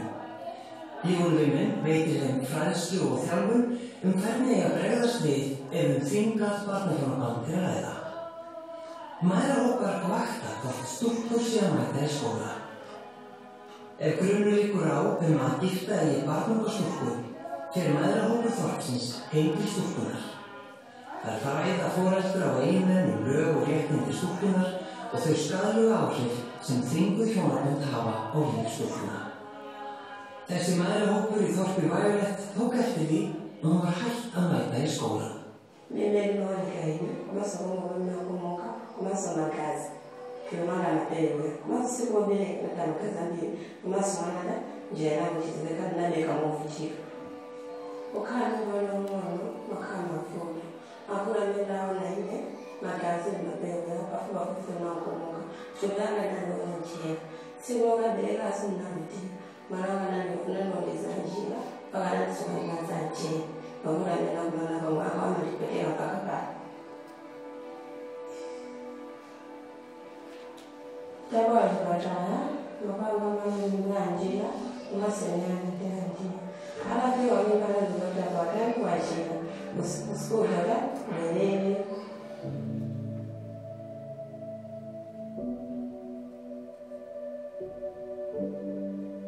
Ina mashambani, amanga mashambani.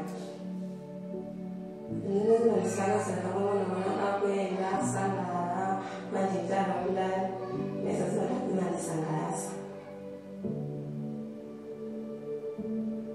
Sokoni nafanya zakala, kuzina zakala. Nafanya zakala nisi. Júlvimin í samstarfi við mæðrahópa og höfðingja spila lykilhlutverk við að veita ungum stúlkum eins og Violet bjarta framtíð.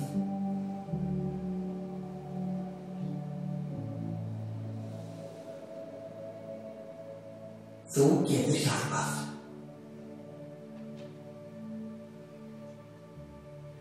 Taktu þátt í að uppræta þvinguð barnahjónabönd á júlvimin.is. Ég veit nú ekki hvort það tími til, viljið þið horfa á annað myndband? Þetta sem sagt fjalla svolítið það sem Ingibjörg kom hérna inn á fæðingarfistil og þegar ungar stúlkur eignast börn og hvað skelfilegu líkamlegar afleiðingar þetta hefur líka, það ekki nóg með þær dett úr námi og allt það og ofbeldi sem þær verða fyrir, en líkamlegu afleiðingarnar af því að fæða börn svona ungar.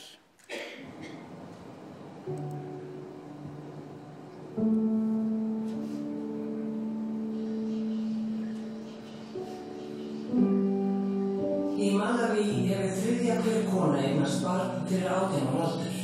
Allt niður í 11 ára gamlar stúlkur ganga með og fæða börn. Ein lífshættuleg líkamleg afleiðing þess svokallaður fæðingarkvistill, sem sérstaklega algengur og meðal ungra stúlkna sem fæða börn. Við heimsóttum héraðssjúkrahúsið í Mangozi og hittum Gumbasa lækni. Hann gerir aðgerðir á ungum stúlkum sem greinast með fistill í kjölfar fæðinga. It's a big problem. Many women deliver at this hospital. They face so many obstetrical complications like obstetric fistula.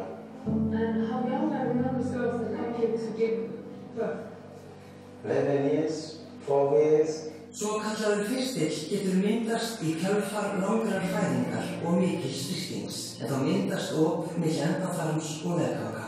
Stúlkur sem komast ekki undir læknishendur sitja uppi með alvarlegar líkamlegar afleiðingar, annað hvort eða bæði, þvag og hægðarleika sem hafa enga stjórn á. On the social point of view, you look at she cannot be part of the group. Always alone and segregated because of the smell and the effects of the fistula.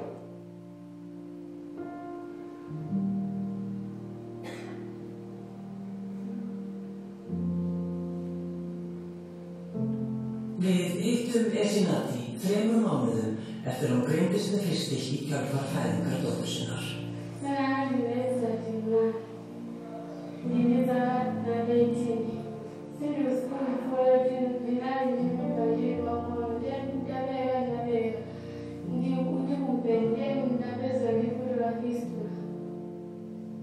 Barnsfæður hennar stakk af þegar fréttir hún ekki von á barni.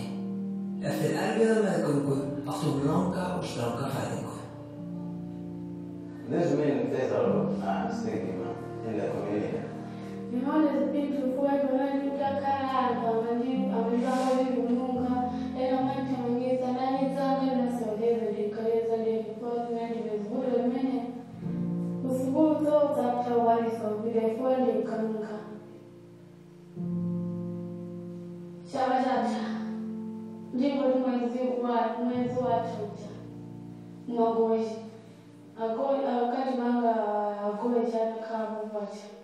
Bróðir Esinati frétti í þorpinu vegna fræðslu UN Women að hægt væri að gera aðgerð á systur hans og læknana. How old is your child?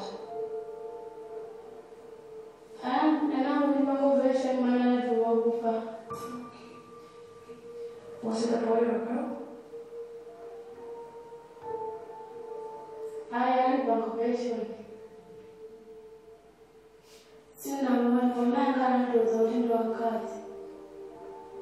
Do you often think about her?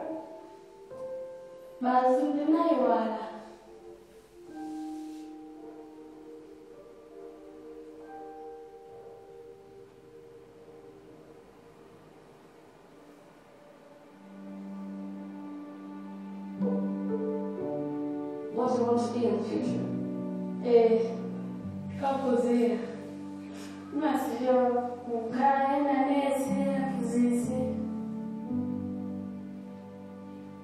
We need, first of all, a financial assistance so that we can reach all sectors of or structures in the community. For example, we can reach schoolgirls, chiefs. We can reach those who are involved in community services in the community. Empower them on education rather than getting married as late as they are. Þú getur hjálpað.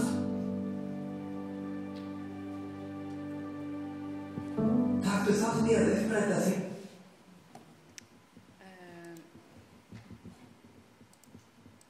Já, þeir sjáu hvað afleiðingarnar eru skelfilegar og hvað líf stúlkna breytist og þær hafi ekki tækifæri til þess að verða konum sem, geta mennta börnin sín, en eins og kom svo inn á Ingibjörg áðan að þau mentar eina stúlku og mentar heila fjölskyldu eða heilu þorpin og þetta svo mikilvægt og líka það verkefni sem UN Women sinnir þarna úti að fræða sem svo ótrúlega mikilvægt að ef fólk veit ekki þessar breytingar sem átt sér stað eða afleiðingar og eins og við heyrðum oft þegar við vorum þarna úti að þá oft trúið að það séu álög sett á stúlkur og það lykti og þess áttar, en það þarf að fræða og upplýsa fólk að það ekki ástæðan, þetta sé líffræðilegt. Þannig ég vil bara segja takk fyrir mig og gangi ykkur sem best í öllu ykkar.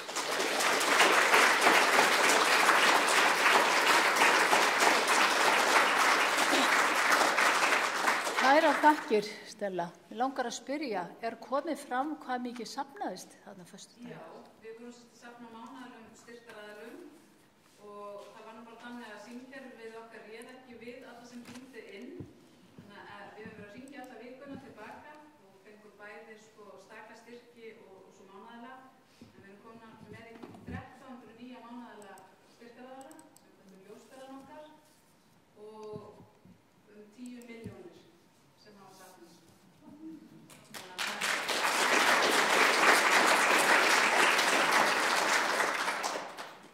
Nú komið að, ég held við þurfum aðeins eftir þetta, ég vil bara hrósa UN Women á Íslandi fyrir þessa kynningu, ég sá hann á föstudaginn var, þetta lætur engan ósnortinn og einmitt þetta hvað fræðslan og menntunin mikilvæg.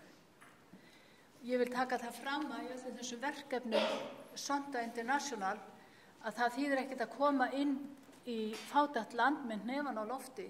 Þú verður alltaf að vinna þessi verkefni með yfirvöldum í landinu. Það gerist ekkert öðruvísi. En nú komið að tónlistaratriði. Það segja mér að þetta sé grískt að uppruna. Ég bara vil varla kannast við það því mér finnst þetta náttúrulega bara verið íslenskt og við eigum þetta. Allt frá því að hún Elli Vilhjálms söng þetta. Ég ætla ekkert að kynna það frekar. Ég veit þið þekkið það allar og all.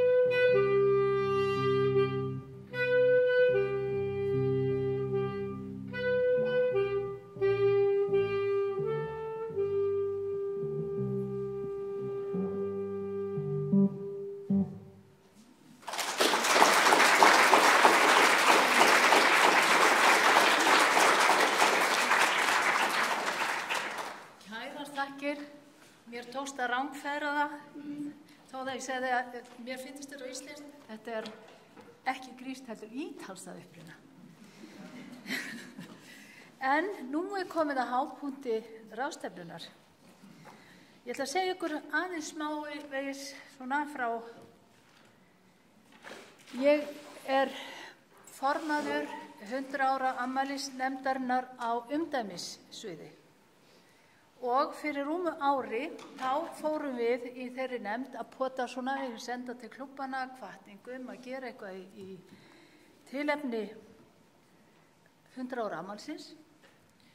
Dönsku klubbati byrjuðu alveg eins og skot. Þar fóru og héldu bingo og tísku, þú veist, svona, veistu það sem það sýndu tísku fatnað og það var bara nefndu það. Það voru alls konar listviðburðir, það var allt mögulegt sem það fóru að gera. Klúbbarnir í Litáen fóru svona rólega af stað.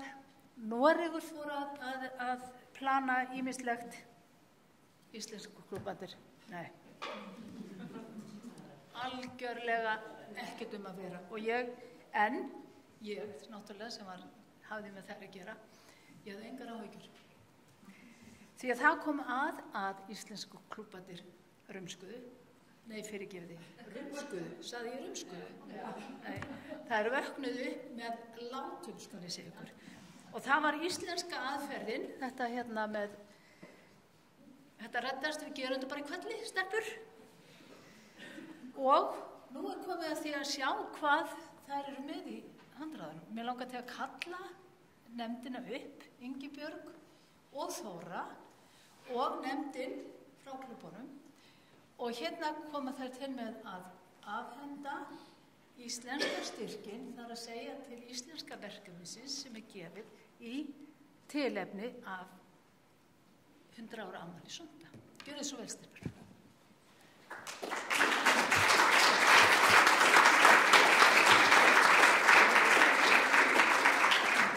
Svo fá þá formenn bara klúbba sem hérna.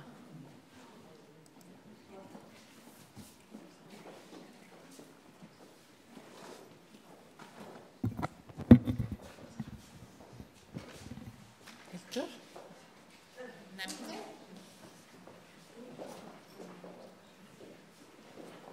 Þessar léttrækni stúlkur. Það eins og Ragnar segir að þetta var tekið með trompi og var ekkert neitt að velta þessu fyrir sér í marga mánuði. Ég var alveg róleg, við myndum taka á þessu. Og þarna sjáum við upp á vegg að þetta sérst viðurkenningarskjal sem við fáum frá aðstofunum. Og þarna er peningagjöf til húsbyggingarsjóðs Stígamóta og að upphæð 3.350.000. Og við erum afar stoltar af þessu og viljum biðja Oddný Harðardóttir að koma.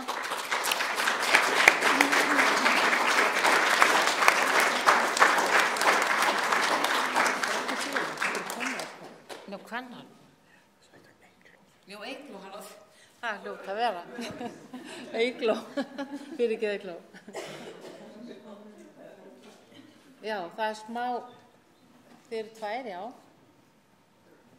Nú veit ég ekki hvað hún heitir því. Birna Þórisdóttir. Það gott að sjá okkur.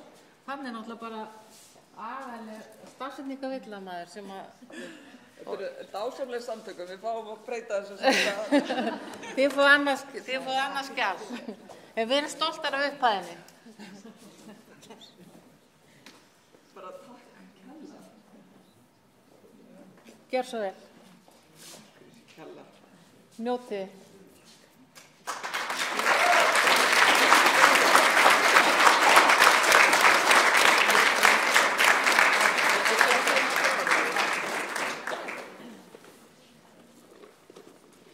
Ég ætlaði bara að fá að þakka kærlega fyrir okkur frá samtökum kvennaathvarf. Við höfum verið í þessu verkefni núna í 2 ár, rúmlega 2 ár. En þetta á sér hins vegar aðeins lengri forsögu.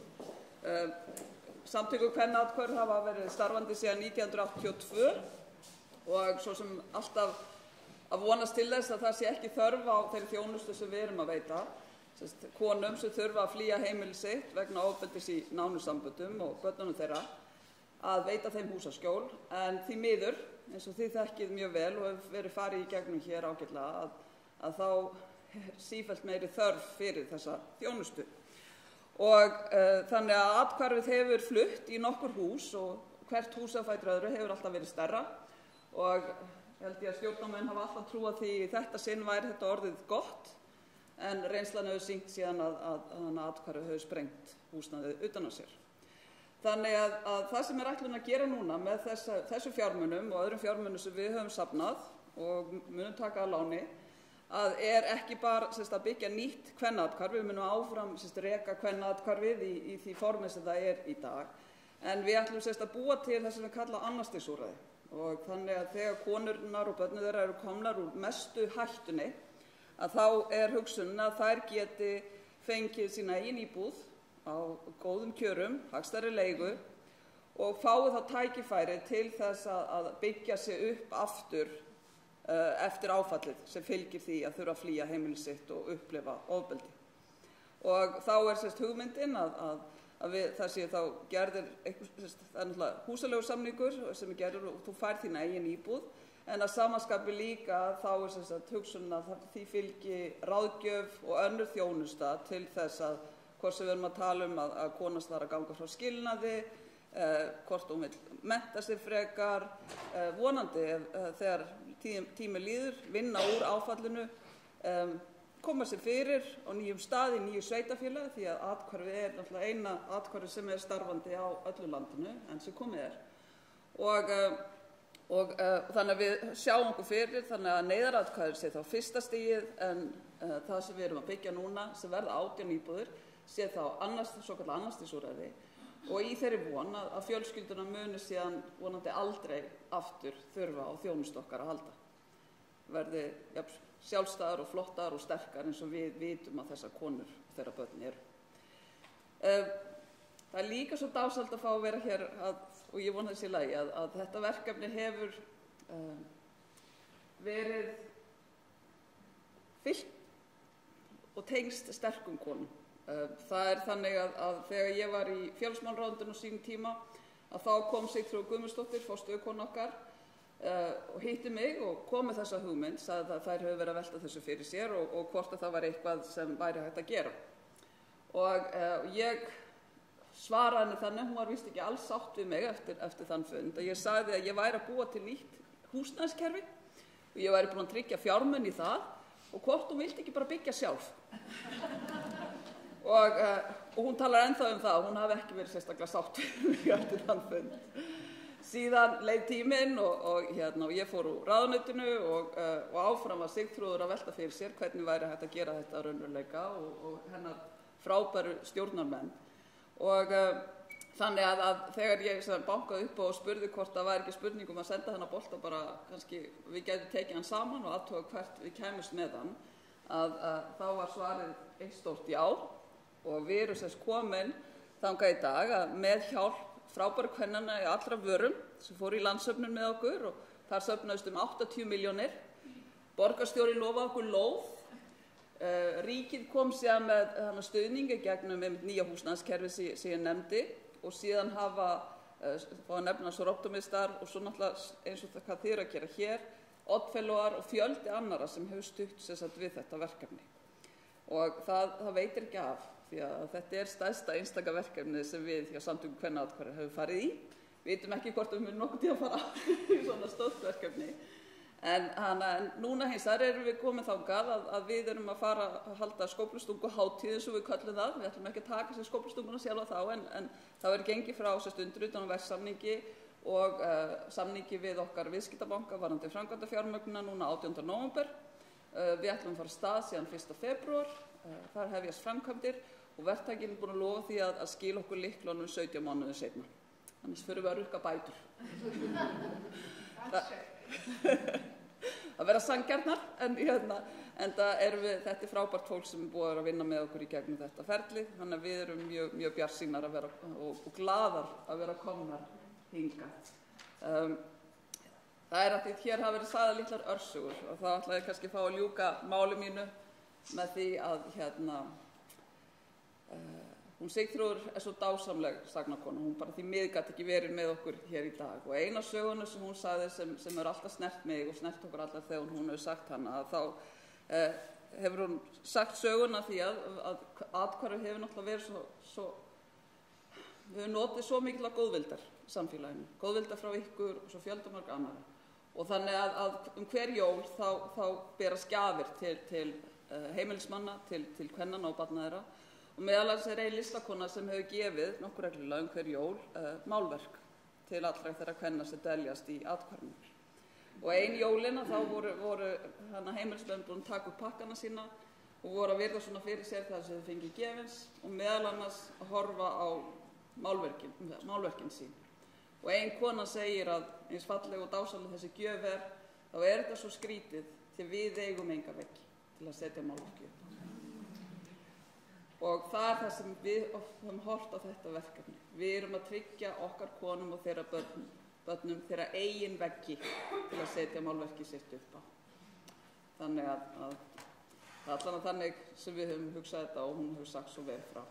Þannig að ég vil bara skila kæru þakklæti frá okkur öllum í kvennaathvarfinu, öllum sem að vinna þessu verkefni og ég vona svo sannarlega, það svo dásamlegt að heyra það sem þið að gera, að það verði áfram þetta góða og mikla samstarf sem við sótta allan næstu 100 árin, þá ekki segja það.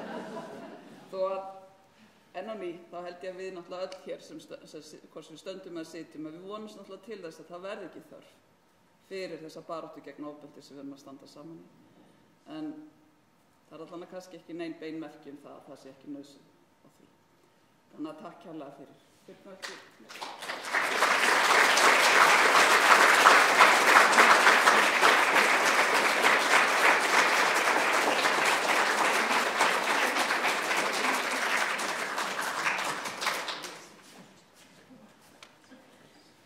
Kærar þakkir Eygló og Birna. Og Birna nágranni minn. Ég hef lengt óskum að reyna vélan og svona. En það seinni tíman verkefni. En þá komið að lokum þessara ráðstefnu. Ég veit ekki miklu, mér fannst þetta stórkostleg ráðstefna. Og ekki síst þetta hérna í lokin. Hugsið ykkur, 6 klúbbar, 160 konur gáfu þessa upphæð til svona verðursverkefnis. Takk fyrir komuna. Takk fyrir komuna þið á Akureyri líka. Ég vona að þið hafi haft gagn og gaman af að hlusta hér. Og nú bíður eftir okkur kaffi og eitthvað bakkelsi þarna frammi. Kærar þakkir.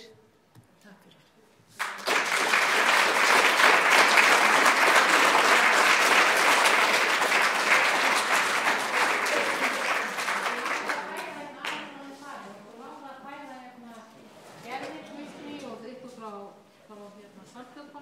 Svona fallegar Eriksson sem hérna viltu koma við tvær aftur og Gerður Kvist hér á fara. Já, hún fara. Já,